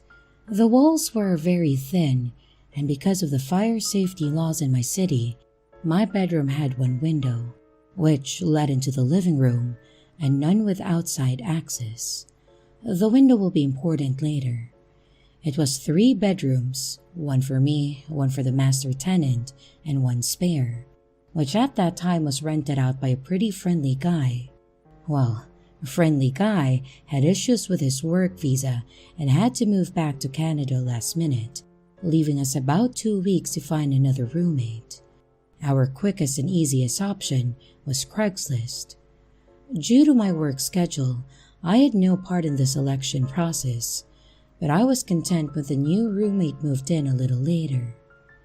He seemed a bit off, but friendly. He was a very tall, large guy, but pretty quiet, and not someone I wanted to go out of my way to hang out with, but was okay to be around and be cordial with. About 2 weeks into his move-in, the master tenant left for Hawaii, leaving him and I alone in the home for the month-long duration of his stay. For the first few days, things are normal. But all of a sudden, about 4 days into the trip, I am woken up at about 8 a.m. to a frantic knocking at my door. A roommate, we'll call him Kyle, is standing there when I open up, looking frazzled. He looks me dead in the eye and says, "So, do you want to tell me what went on last night?" To which I was shocked and confused because I had come home from work at about 9 p.m. and I immediately showered and went to bed. I explained this to him, and he tells me that he heard me screaming and arguing with someone in my room, and that he saw me in the side alley out the window arguing with our landlord, whom I've never even seen at this point. And he also said that he heard people coming in and out of our house. I tell him no way, none of that ever happened. And after staring at me for a little longer, he leaves and doesn't bring it up again. The next morning, I wake up to the same thing. This time, he says he saw me arguing with my boyfriend. I was single at that time, and he said that he had seen me talking with our other roommate who's in Hawaii and asking me for the badge number of the officer I'd spoken to, since he had apparently seen me talking to a bunch of police as well. This time, I get angry and more or less tell him to cut this shit out because I'm not doing anything and don't know what he's talking about. He gets a weird look on his face and says, "I think I had a seizure in my sleep. The next time it happens, call an ambulance," and leaves for a bit, only to start knocking again about an hour later. And when I open up, Kyle repeats the exact same story verbatim. This happens once more before I tell him to leave me the fuck alone and leave for work. I go to work as normal, and I am reluctant to return that night, but I am too tired to switch to an alternate location. Well, big mistake. About 1 a.m., I wake up to slamming doors. Kyle is pacing back and forth between his bedroom, the living room, and out the front door, walking in and out of each room, turning the lights on and off, mumbling angrily and slamming the doors. I can see his figure pacing back and forth through the frosted window in my room that leads to the living room. And since my room is dark, he can't see inside. Suddenly he screams, "I can't live like this! Why are you doing this to me?" I think he's on the phone and I don't respond. A few moments later, he screams my name repeatedly and I realize that he's directing it towards me. I knew I had to get the fuck out of there. So I very quietly creep out of bed and start getting dressed and packing a bag of clothes for work in the morning. I'm almost done when he screams, "I hear you!" and charges over to my room, slapping the wall next to my door but not touching the door itself. I look towards my window and see his shadow lean all the way forward, pressing his ear against the glass. I was freaking terrified and I sat completely still, unmoving. He eventually screams my name again and moves away from the window, and I hear him start pacing between rooms again. Now, my shoes are kept on a rack outside my door and not inside my room, so I know that when I leave, I'm going to need a moment to put them on. I decide to wait until his pacing takes him out of the front door again, at which time I plan to grab my shoes, put them on, and run. And as I'm formulating this plan, the pacing stops. He screams, "Do you want to fucking fight about this? Come out right now, and we'll fight, I swear to God."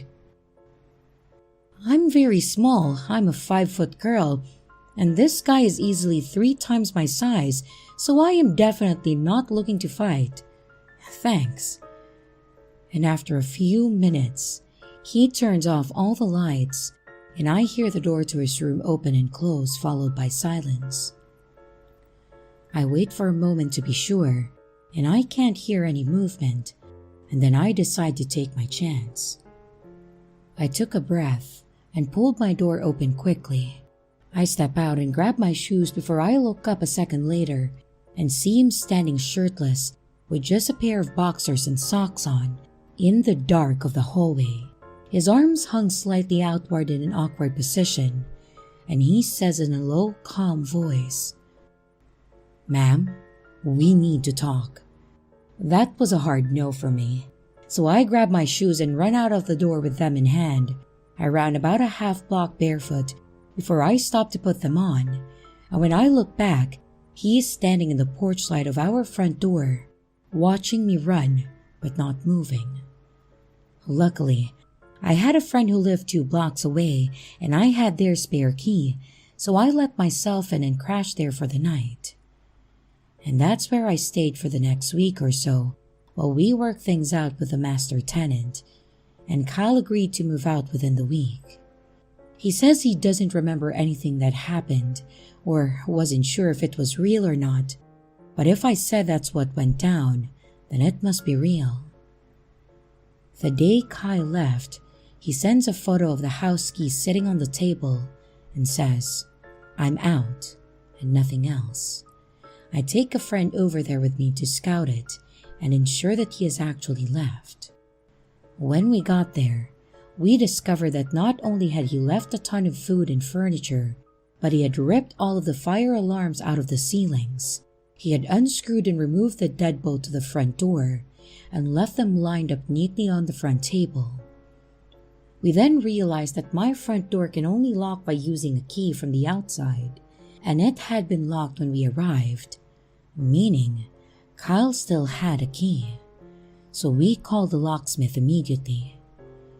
But even after changing the locks, I was still terrified to stay there alone afterwards, and never went to sleep at night without barricading the doors with chairs and other furniture.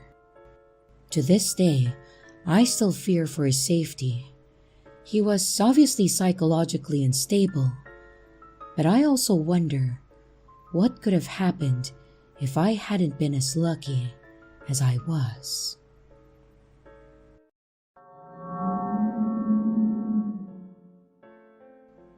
I've been the man behind the bar for a significant portion of my life, mostly because it pays the bills, lets me work odd hours of the day, and you get to meet new and interesting people.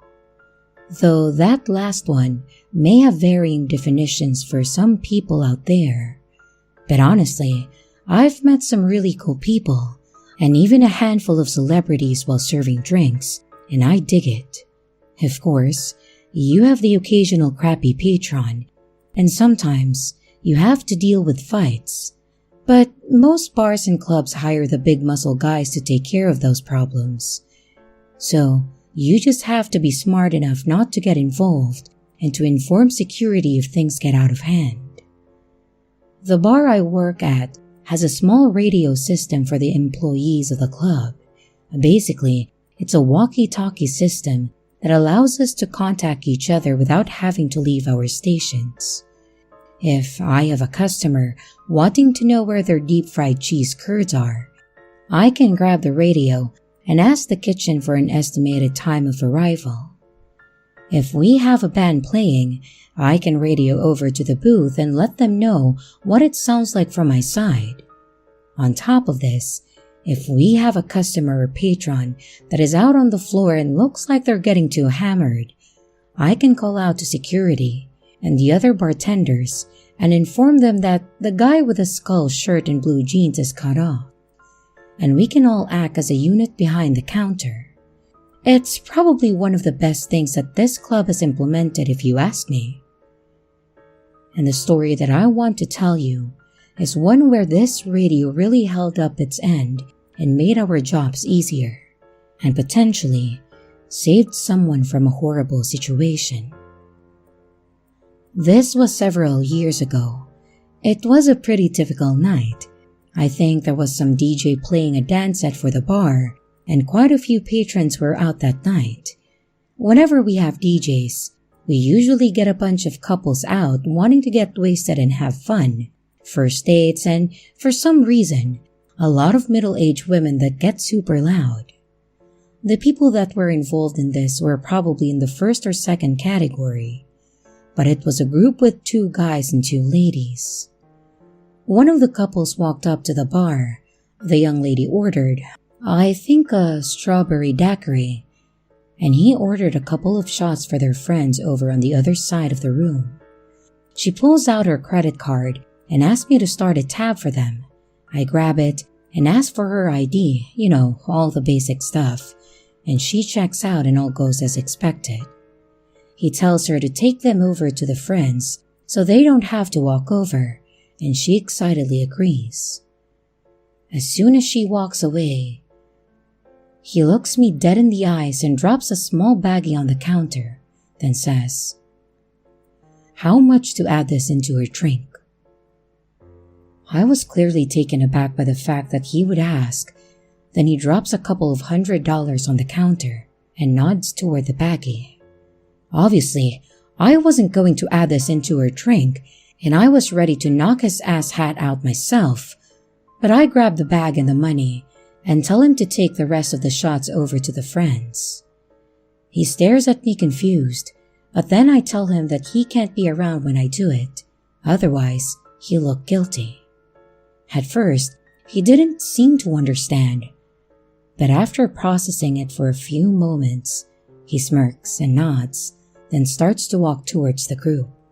The second he stepped away from the counter, I grabbed my radio and called for security. I literally told them that I had an attempted drugging, and that management needed to call the police, and the security would need to detain him, and gave his description: black short-cut hair, blue-colored button-down, and khakis.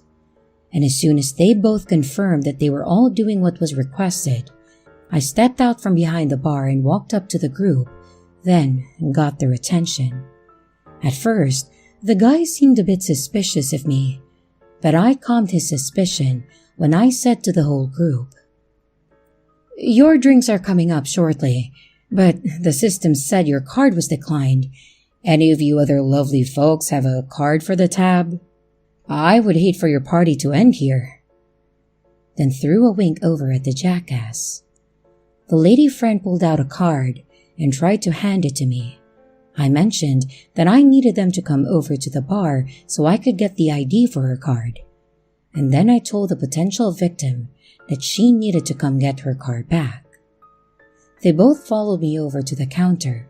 The whole time she was saying how confused she was about the card being declined and all of that. But as soon as we got back to the bar and I got to my station, I grabbed the radio and told security to proceed. They approached the two guys, and while I have no idea what was said, I saw that they were motioning toward the door. After a few seconds, the one jackass started yelling about how they weren't going anywhere, and, of course, a small scuffle ensued. When I was certain that security had the two guys under control, I told the two ladies about what the one had asked me to do.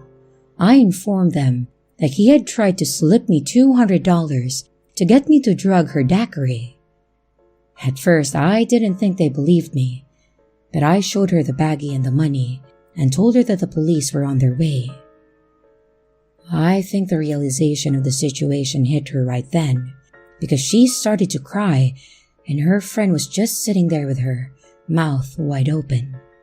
I tried to interject a bit in the attempt to get them talking and calming down.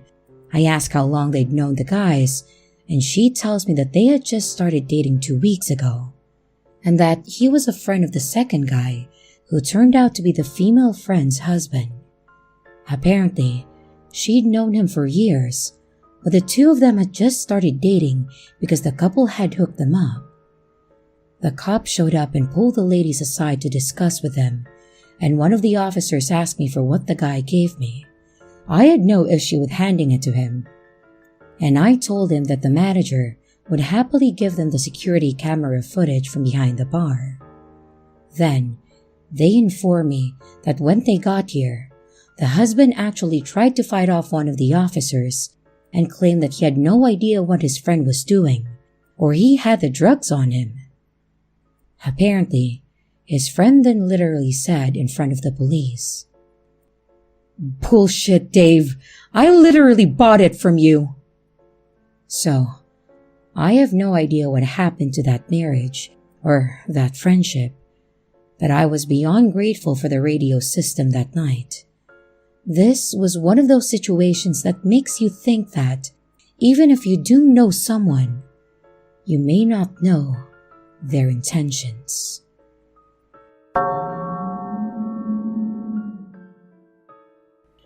This story happened about a year ago when I was a bartender up in the northeast part of the US. I'm not going to give a specific location for privacy reasons. Just know that it was a fairly decent part of the country and a fairly decent part of the state. The bar itself wasn't one of those snooty high-class joints where people dress in shiny clothing to go to, but it did have standards, in that people were expected to act civilized and know when to cut themselves off. There was the occasional patron that would drink too much and try to start fights, but our door guy was good at his job and we were pretty damn close to a police station. My point is, if they got out of hand, it wasn't long before we had them under control. I think that's why the bar was actually popular, because it was a chill place where you just hung out and played pool.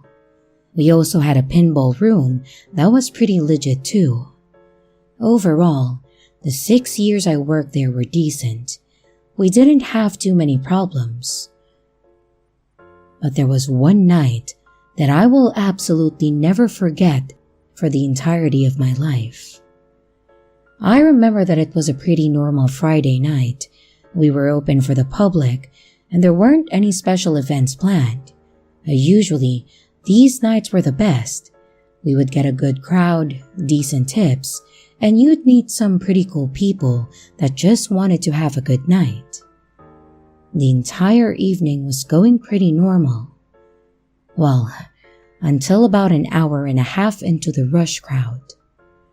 I was sitting there, mixing drinks and handing them out, when I look over to see some random guy walked out of the men's restroom, completely naked, with the exception of his shoes. This guy was pushing past people as they stared at him, and he was trying his damn best to get out of the floor. When he got out to the area by the stage, he started busting his ass in some sort of spasm-filled dance, just absolutely losing it. Remember how I said it was a normal night and no events? That meant there was no DJ, no band, meaning that the only music that was playing was going on overhead, and it wasn't loud, nor was it dance-worthy. But despite that, this guy was flaunting his, manhood all over the dance floor in probably the fastest-paced dance that I'd ever seen. And it would have been absolutely hysterical had I not been working, and had there not been a huge crowd of people trying to enjoy their evenings. When I realized that this guy wasn't going to stop anytime soon, and was probably not doing this in sound mind, I decided to step out and get our security on the situation. I walked over to the door and waved down Bert, the door guy, and explained to him, literally saying the following. "Hey, Bert, there's a naked guy busting a move on the floor to non-existent music, and while I'm happy that he's having a great time, we should probably get him off the floor." I could see Bert laughing as he nodded, and I went back to my bar to finish what I was doing. When I got back over to my station, the manager informed me that he had called the police and that they would be there in only a few minutes. Within a few seconds, I hear a commotion happening, and I assume this guy is giving Bert a hard time. Well, sure enough, I look up and see that Bert is trying to grab the guy's arm and get him off the floor, and this guy is screaming at Bert that he's ruining his night. Bert tells him that he needs to either leave or put his clothes on. And this guy seriously thrashes and decks Bert square in the side of his face. Bert is a big man, and I've never seen him stagger when someone gets aggressive. But this guy apparently had one hell of a right hook, because he was able to knock Bert down. While I wish I could say that he went back to dancing, he didn't. Instead, he made a beeline straight to my bar and started climbing up on it to get away from them, whoever they were. Again, had this not been happening while I was working, I would have been laughing my ass off. But at this point, I didn't really know what to do. After a second or two, Bert got back up and walked up to the bar and basically just tried to talk to this guy down from the top of the bar. After a bit of back and forth between this guy that is clearly tripping hard and Bert, the guy jumps down and tries to run to the back. Thankfully, Bert grabs him and gets him in a lock. But unfortunately for Bert, this guy wasn't done fighting. At this point, this guy is wailing his arms and legs out in any direction he can, and Bert is trying to carry him toward the door. Out of nowhere, this guy goes full psycho and screeches as loud as he can, then literally sinks his teeth into Bert's arm. Like, he literally bit into his arm as hard as he could, to the point that it drew blood and caused Bert to scream in pain. Thankfully at that moment, the police had entered the building and saw what was happening.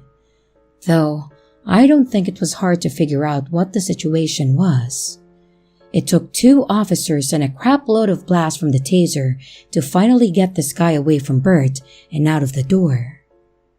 Thankfully, due to the fact that this guy was clearly on something, they also sent the paramedics. If you're curious, I believe it was bath salts and speed, so this guy was higher than a Zeppelin. The medics came in and checked Bert's arm out. He ended up needing a few stitches and has a permanent scar on his arm from the guy.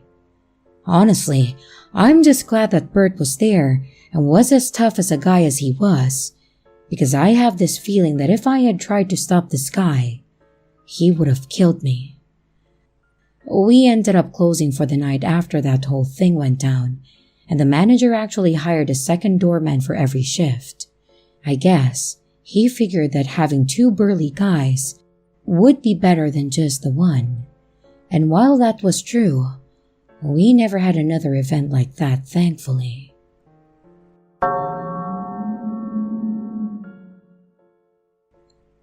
I used to be a bartender for some trashy dive in the middle of nowhere, Missouri.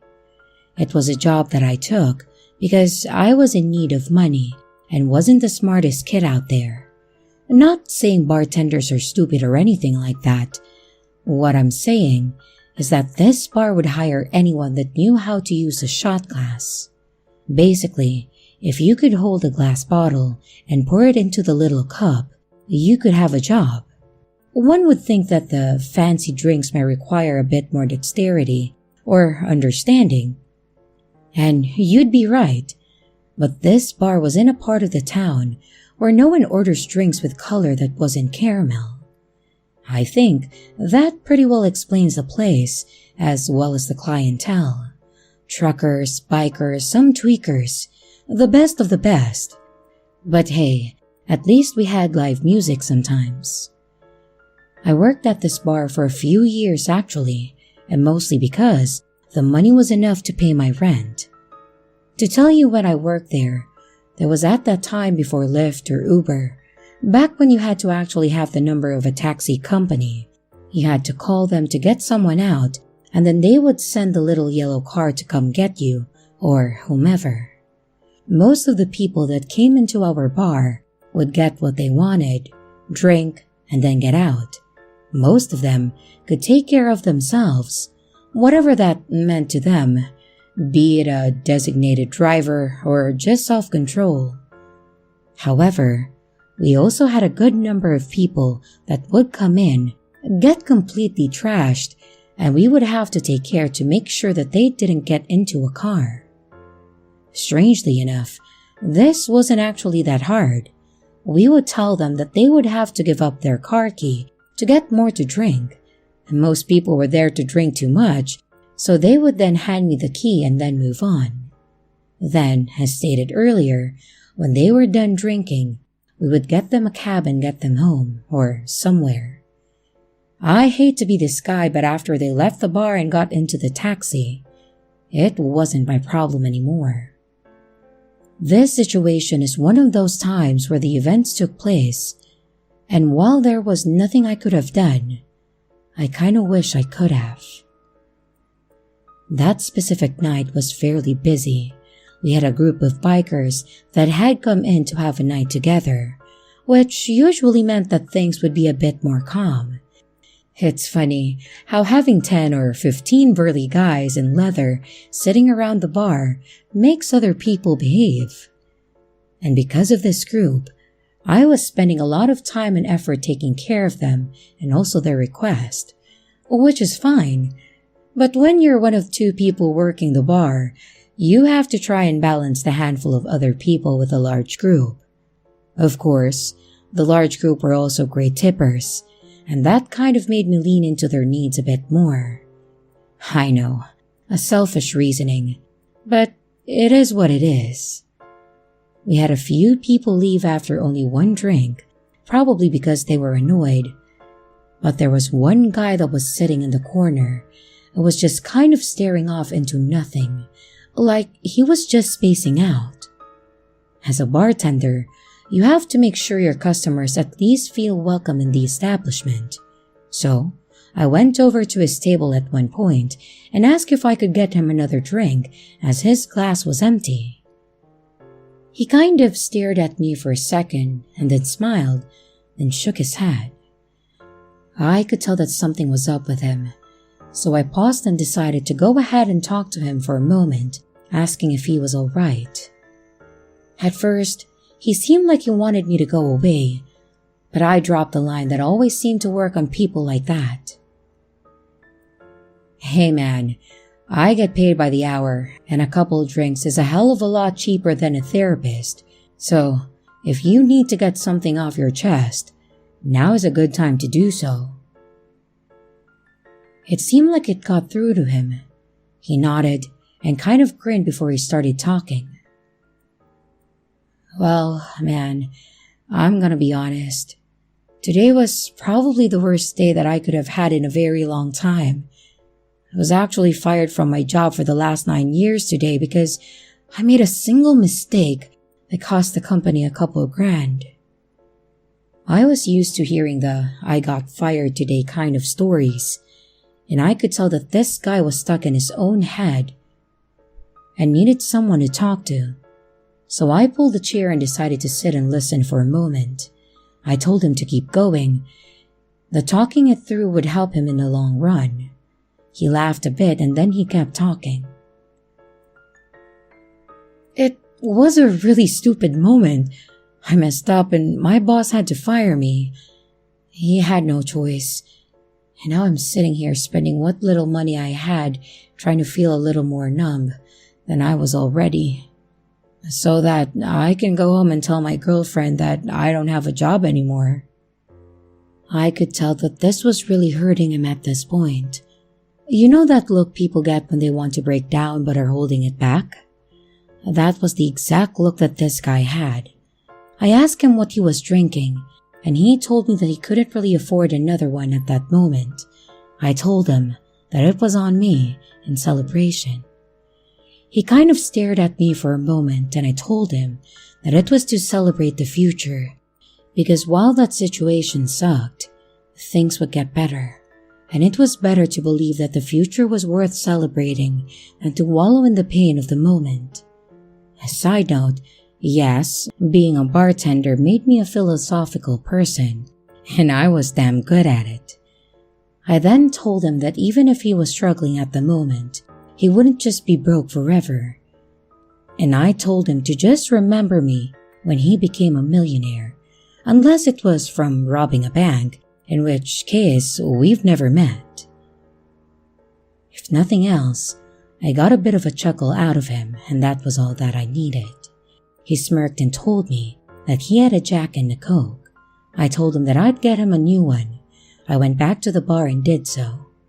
He thanked me and told me that he would remember that in the future. I told him no problem and told him to try and have a good evening.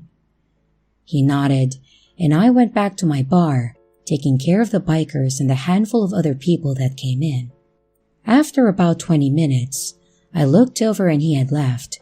I cleared and wiped down the table, and I kind of moved on from there.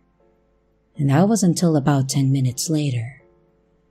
I was clearing out a couple of tabs when the doorman ran in and told me to call the cops.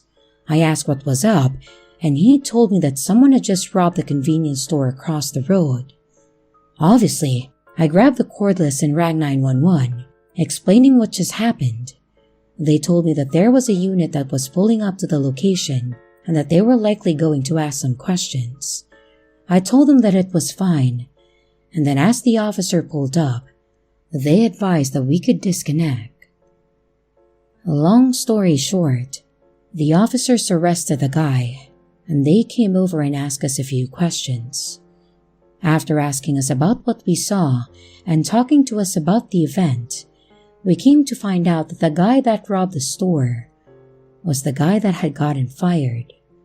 For whatever reason, he left the bar, went over to the convenience store, and apparently he held it up, demanding the money from the store.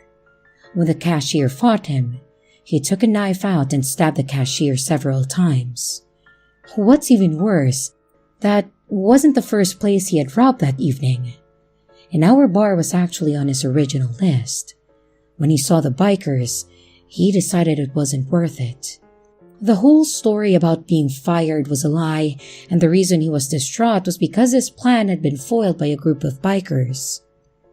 So, in the end, the guy that I was nice to would have shoved a knife to my face to rip some cash from the register had we not had a bunch of bikers in the place.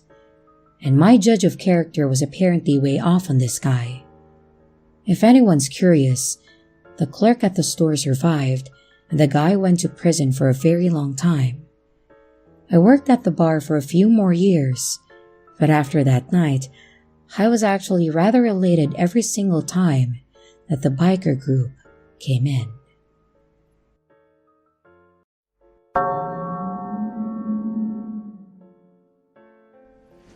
Several years ago, I was in the midst of an acrimonious divorce from my then husband, full of crazy allegations and typical angry filings centered around custody of our child. As with many divorces, friends and professional colleagues seem to pick one side or the other. In my case, there was one sort of professional contact who reached out to me after hearing about the divorce, who offered to be a witness for my case because of some experiences he related that I had been previously unaware of regarding my ex's behavior out at networking events. After this initial call, he started calling on a semi-regular basis to make sure I was okay. This wasn't someone I knew well prior to the separation, and he was much older than I was, but he claimed to have experience with divorce and custody, and I figured that it was a good idea to be polite and not alienate him, since his testimony was important per my lawyer. I kept things friendly, but I always had a weird feeling about him. After a few months, he called one day that my son was very sick, and when I told him that I couldn't talk and explained why, he offered to run to the store for me, which I honestly appreciated. But after that, he was dropping by the house uninvited, or he would stop by with cookies for my son and etc. Again, I kept telling myself to keep things polite. The divorce is coming soon, so I don't want to make this guy mad. He had called me out of the blue, and I was worried at this point that I was walking a very fine line between polite but clearly not interested, and that if he got mad, he might decide to go testify for my ex and say who knows what. During this time, he had also helped me set up a security cam system that my dad had mailed me, and at one point, I needed someone to walk my dog, and he had offered to do it. He used and returned a spare key the same day, and one evening, he showed up while I was painting and insisted on sticking around to help, even though I was having my starting over catharsis and I wanted to do it alone. Just after the painting day, he came around, uninvited and unannounced, with the magazine photos of Decker, and started carrying on in this manic way about how we could finish decorating the house. I was so weirded out that I made an excuse to leave. I started ignoring his calls, and I took my son and dog to stay with my parents for several weeks to avoid a drop-in. I came home a few weeks later, thinking he would have gotten the hint, and it was a quiet day. The following morning, I took my son on an outing, something like a zoo, and we both came back hot and tired. I put my kiddo down for a nap in my bed, and I decided to close my eyes with him.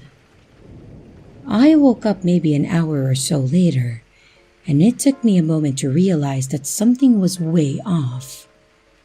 As I'm blinking off to sleep, I realized there was a rose bush sitting on my bedside table that I mostly definitely had not put there. There was a post-it note on it, something about planting it in the yard. I started shaking immediately because I recognized the handwriting and stood up to go splash some water on my face and decide whether to call my parents or the police.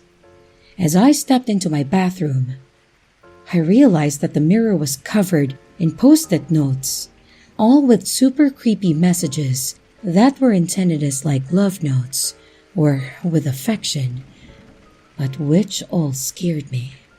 I was still waking up and trying to figure out how these notes could possibly have gotten into my house. My front door was definitely locked. But as I went from room to room, there were notes everywhere. And I mean hundreds of post-it notes covering the walls, in my cabinet. There were even one inside my coffee maker. I started grabbing all of them and putting them into a pile. And when I got to one in the kitchen, that made my blood run cold. It said, "You're cute when you think no one is watching you, and I realized that there was a security camera pointed right where the note was left. The one that he had helped me set up for months earlier when I didn't think he was a psychopath. I called my parents in hysterics, sent them a bunch of photos, and my dad insisted that I should not call the police. Remember the custody battle? But that he would drive over and change the locks and put a chain on the door. We also immediately changed the passwords on the security cameras. We had installed this to document if my ex tried to break into the house, so there was one on the front porch, but 3 inside the house, including one in my bedroom. This man could apparently see and hear everything going on inside my house for the past months. The security cameras, I realized, he had just paid attention to my passwords when I was setting up the system. But the only way that I can figure out that he got into my house is that he must have made a copy of my house key the day he had it. And because my dog had gotten to know him, he wouldn't have barked to warn me, which also scared me. I was absolutely horrified. This man had been in my house for a long time. There's no way he could have put that many notes up quickly. And he was right next to my face and feet from my son while we were sleeping, and somehow thought that it was okay. I left and stayed with my parents again for a few days, afraid of what he was going to do when he realized that he was now both physically and digitally locked out of my house. And when I came home, my son had gone to his dad's for the night, and I was home alone and on the phone with another friend from out of town.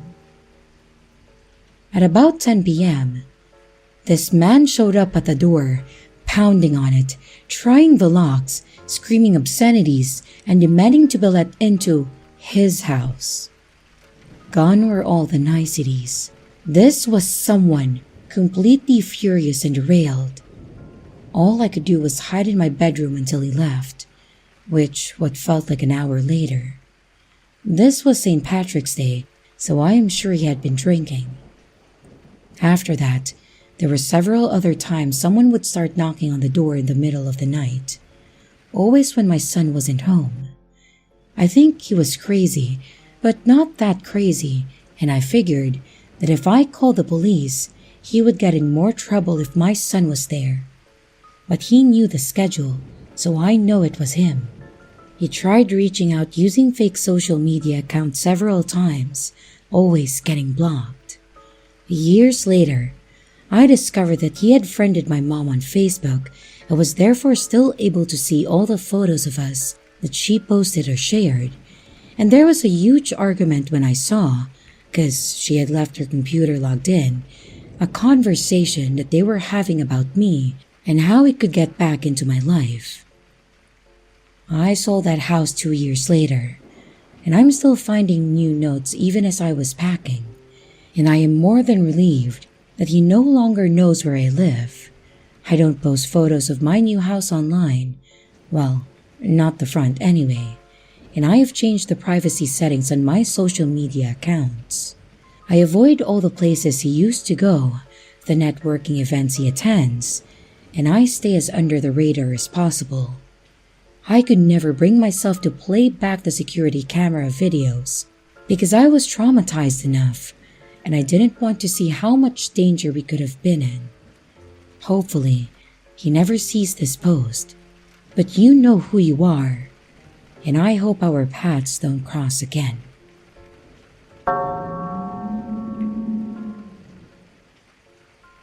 So I was on my way home from Arby's with a mint chocolate shake. I zoned out for a second, and I almost didn't notice his car. I tried just letting him through, but he insisted that I go on ahead. I didn't think much of it, and I just continued on walking. He drove on ahead and parked his car near some apartments. He had on a black polo shirt, so I assumed he was just dropping something off for a job or something. And as I kept walking, he approached me and offered a $20 bill. I asked why, but I couldn't understand what he said in response, and I refused since I know what's best for me. However, that didn't deter him. He grabbed my waist and I stepped to the side. He then started pulling me towards his car. I bit his hand so he wouldn't silence me, and I made sure to scream as loud as possible to try and attract any bystanders if I could. He managed to get me into his car, and just before he could close it, I stuck my foot through the door to keep it open. I then got out and made myself go limp, since adding dead weight without warning creates sudden resistance and makes it harder for them to grasp you. Due to this quick thinking, I was able to get away unharmed. I quickly booked it and then got on the phone with my mom once I was at a safe distance. I made sure to stay on the phone until I got back. After that, I'd taken some time to calm down and then waited for the cops to get there to get my statement. The officer ended up praising my quick thinking, telling me that I'd luckily done everything right in this situation. Please, guys, take self-defense seriously. I've only ever had a week-long course, and just that alone had managed to save my life. I didn't remember too much from my self-defense course and only used the basic techniques that I'd remembered, which was making noise, dropping my weight, and checking behind me. Any other actions I'd taken were a result of logic and quick thinking. Chances are, if I'd gotten more self-defense training, it likely would have been as close of a call as it was. Also, never accept money from strangers. While there are good Samaritans, there's also people who don't have your best interest in mind. If you do think they have good intentions, make sure to double check by asking why they're offering you money. If you don't get a good legitimate reason, then make sure you refuse.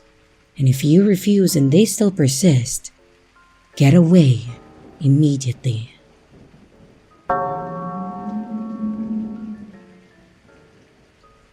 This story happened to me back when I still lived at my parents' house. I was commuting to college at that time, and I had 3 siblings that also lived at home, my brother and my 2 sisters. For some context, we lived on 5 acres in rural Ohio. We were surrounded on both sides by woods and farm fields. Additionally, during the week, my dad normally left for work at 2 a.m., so I had always felt like it was my job to be the man of the house because he was gone during the times when you would imagine something sketchy happening. However, on this night, because it was the weekend, my dad was home. I woke up to the sound of my brother's voice trying to get my attention. We had separate rooms upstairs, and coming out of our rooms, you could look down over the banister to see our front door. When I woke up, it took a few moments to get out of the haze and realize what was going on. I looked at the clock, and it was around 2:30 a.m. My brother told me that there were 2 men at our front door. Now, this really woke me up. We quietly walk out of my room and peek over to look down at the front door. When we looked, there was no one at the door, but I noticed my parents off to the side, out of view of the glass on the front door. I whispered down to my dad, and he told me that there were 2 guys who had been talking to each other and also knocking on the door. Hearing my dad say this freaked me out even more. I went back into my room and I grabbed my pistol, quickly shuffling down the stairs after looking to make sure they weren't at the door. If they had been, they would have easily seen me coming down the stairs, as it is in direct view of the door. My brother was right behind me as we head over to where my parents are, whispering to try and find out what was going on. My parents had awoken to the sound of our dog barking and had come out to find these 2 men knocking loudly at the door. At this point, the men returned and began knocking again. Despite the fact that no one had come to the door and our dog was still actively barking, the fact that they were there at this time, in a location where houses are spread out hundreds of yards, and still knocking with the dog barking, made the situation even more terrifying. After a couple of minutes, the men walked away, and we all shuffled across the kitchen into the family room to peek outside the windows into our driveway, which is lit up by our outside light. There was a black Cadillac sitting there, but no one was inside from what we could see. Immediately the question was, where did the guys go? They weren't in their car, and they were no longer at the front door. Unfortunately, we figured out the answer when the handles on our back French doors started jiggling. They were actively trying to enter the back of our house, which enters into the kitchen. At this point, I just remember my mom frantically saying, "David!" to my dad as pure terror overwhelmed her. Then two things happened. Adrenaline filled my body as I prepared my handgun, horrified at the very real possibility that I might have to shoot this man. And secondly, my dad finally grabbed the phone, called the police, and calmly told them what was happening. Thankfully, after a minute of jiggling, they stopped at the back door and disappeared again, only to return to their knocking at the front. However, at this point, several minutes had gone by, and suddenly we saw the local police fly up in multiple cruisers with their lights on. As they whipped into our driveway and front yard, the two men bolted away, attempting to run the long way around the house, across the driveway. One of them disappeared out of our view, but the other one was intercepted by an officer yelling for him to get on the ground. Well, he didn't, and he was immediately tased and then fell onto the ground. Some of the officers went around the house after the other guy, and one of them came to talk to my dad and I as we came out the front. They ended up finding the other man hiding in my sister's little playhouse in the backyard. It appears that both of them were drunk or high, as the one who hid had cocaine on him. And while they were both arrested that night, we never did find out what they were charged with or what happened to them. Needless to say, the whole experience wasn't fun. So, random man at our door in the middle of the night, let's not meet again.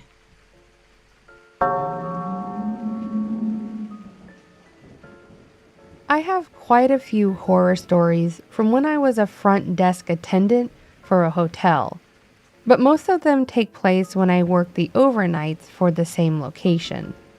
I have a lot of experiences with genuinely creepy and weird people, but I think it would be more fun to share one of the experiences that was a bit more unexplainable and less just this was one creepy guy.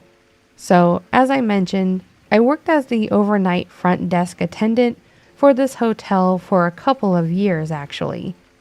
The schedule kind of sucked, and I had to really work to adjust my sleep schedule, and it made days off incredibly difficult. But the pay was decent for the time, and I didn't have much going for me in my life beyond working there. The nights typically consisted of sitting at the front desk for hours, dealing with the one or two people that would show up in the middle of the night because they spent too much time on the road, and sometimes taking things up to rooms if there was an issue or emergency. Beyond that, I would sit at the desk and pretty much just file out the paperwork that had to be done each night. This story I want to share happened during my first year there. I don't recall the time of year, but I think it was in the early winter.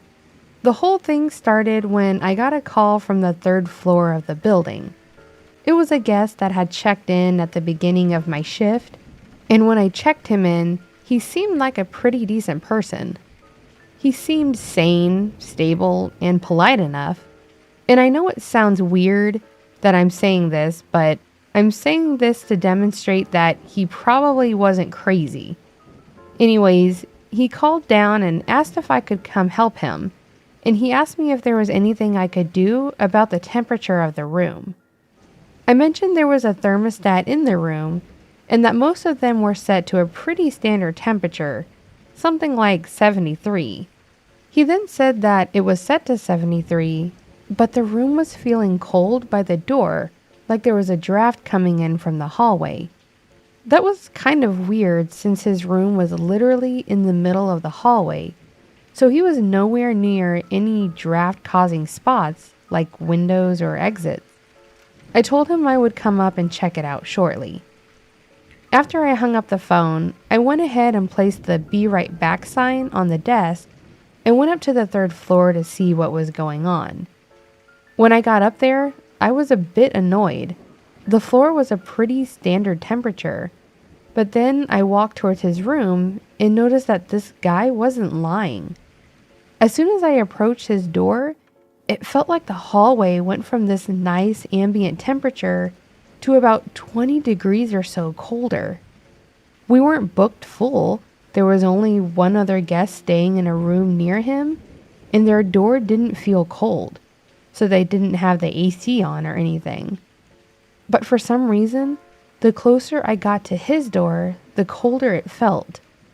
I knocked on his door to let him know that I at least felt what he was talking about. When he answered, I told him that he was definitely correct. It was colder, but that I couldn't figure out what it was as there weren't any drafts, and there was nothing that should have been causing the colder temps. I then asked him if he wanted to move to another room, and after a bit of contemplating, he said that he would. We went through the whole process. I got him in another room down the hall, closer to the elevator, and apologized for the inconvenience. He seemed satisfied with my resolution, so we moved on, and I thought that was the end of it. Except about 20 minutes later, he called down to the front desk again. This time, he was a lot less happy. He started going off about how someone had knocked on his door multiple times, but then when he went to answer it, there was no one there. This was a really weird thing to have happening, mostly because, like I mentioned, there was only one other person near him, and that person was an older gentleman that looked like he was there for business, not the type to knock and run. I pulled up the camera system to check if I could see his door, and sure enough, I could. I asked him when the last time it happened was, and he started telling me that it started happening almost right away as soon as he got settled into his new room, and that had been happening every few minutes. He said that each time it happened, there would be no one on the other side of the door, so he assumed that they were knocking and running away. He then said that he had walked around the hallways and not seen anyone. As soon as he finished explaining this, I heard, clear as day, 3 very aggressive knocks on the door of his room come through the phone. He then got up and angrily said, "See, there's that SOB again." The problem was that I was staring at his door from the camera. There was no one there. I even kind of said that under my breath. And at first, I don't think he understood what I said, because he said, "Right, because they knock and run away." I then reiterated my statement saying, "No, sir, I'm looking at your door from the camera, and there is no one there. As in, no one came to your door and knocked at all." He paused for a moment, but came back with a much less angry, much more confused tone, saying, "But you heard the knocking, right?" I told him that I did hear it, but said that at no point in time did anyone come to his door. Pretty much right away, we heard another very loud knock on the door, and he started saying, "Is there anyone there now?" To which I said no. I could tell that he was starting to freak out, and to be honest, I was as well. Between the weird drop in temperature around his old room, and now the phantom knocking, it seemed like some sort of spirit or ghost was following and messing with this guy. I know it was just 2 isolated incidents, but they were bizarre and were not things that we'd ever had reported. The knocking was definitely more terrifying than the cold spot, but both kind of had me leaning into supernatural territory. After a few seconds of silence, I offered to move him to one of the expensive rooms on another floor, basically upgrading him for free because of this. He did agree, and when he came down to the front desk, he was pretty pale and obviously freaking out. I asked if he was okay or if something else happened, and he told me that as he left his room with his stuff, he started hearing something laughing. I kind of passed over his comment and told him that we would get him taken care of. I got him in one of our most expensive rooms, which was not on the third floor, and told him that if there were any more issues, I would go ahead with a full refund. He nodded and just slowly stepped back to the elevator with zero energy in his step. A few things to wrap the story up. First thing first, he did not have any more issues. When he checked out in the morning, I was told that he wanted to give praise to my manager for my handling of his issues, basically saying that I went above and beyond for him. And to anyone that will say that he was faking the issues or doing something to cause them, I'm going to say that I highly doubt it.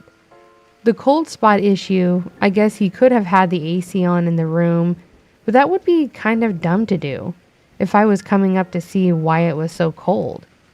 Plus, it felt like it was more in the hallway than coming from his room. The knocking thing, I'm certain wasn't his doing. After I got him in the third room, I actually went back and watched the camera footage, and unless he was so committed to the bit that he opened his door and looked around confused each time, and then left to walk around the hallway, and then angrily threw the door open for the act, all without knowing I could see him on camera, then I'm pretty certain it was real. On top of that, after he left his room, I saw him start to walk down the hallway and then pause to look back and around for what I'm assuming was the laughing. I watched the color drain from his face on that footage, and there's no real way to fake fear that intense. Also, this was the only complaint that I ever received about all this, which makes me seriously think that whatever this was directly attached to him. In the end, it was a super weird and genuinely creepy situation, and I felt bad for the guy. By the time he got into the new room, it was already past midnight, and I'm concerned he didn't sleep very well. I hope that this thing wasn't attached and was just messing with him for some reason, and I hope that he made it wherever he was going safely. And I'm also very sorry that your stay at our hotel was so eventful.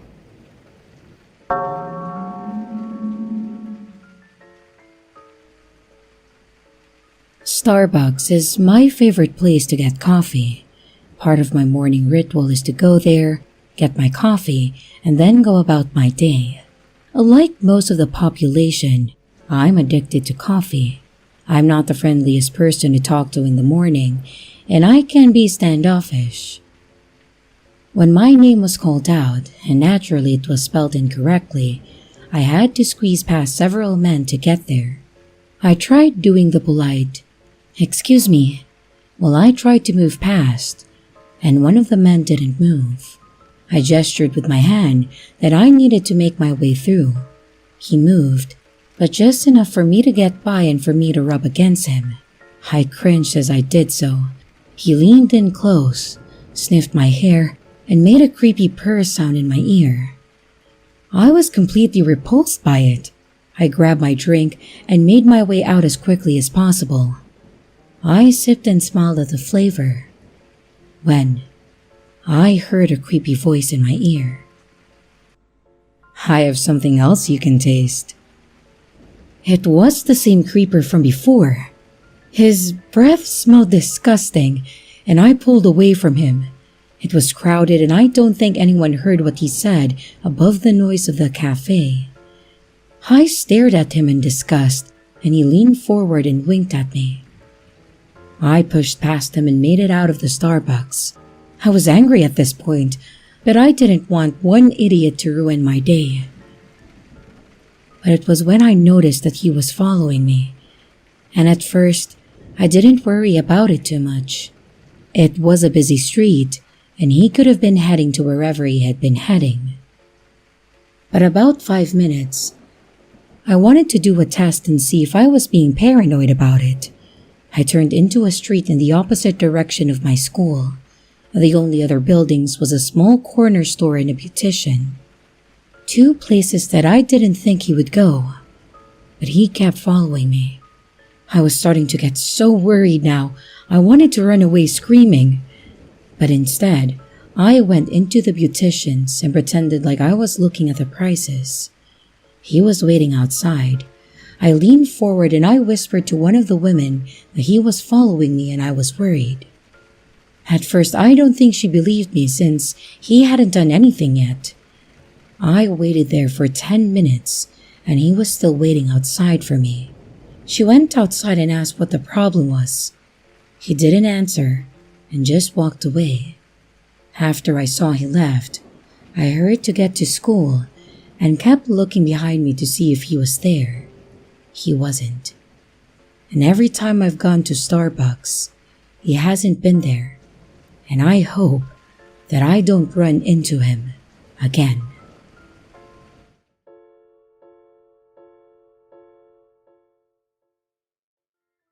Hello everyone, it's your creepy sister here. Thank you so much for watching the video. I really appreciate each and every one of you. But I would also like to thank my amazing patrons, my top tippers, and my dearest channel members. Thank you very, very much. I really appreciate it with all of my heart.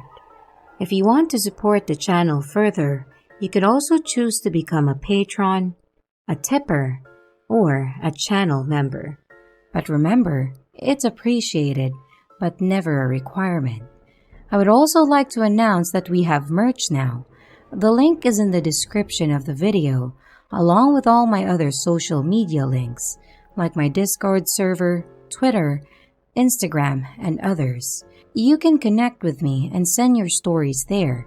And don't forget to like and subscribe if you haven't yet, and comments are highly appreciated. And remember, your fear feeds me.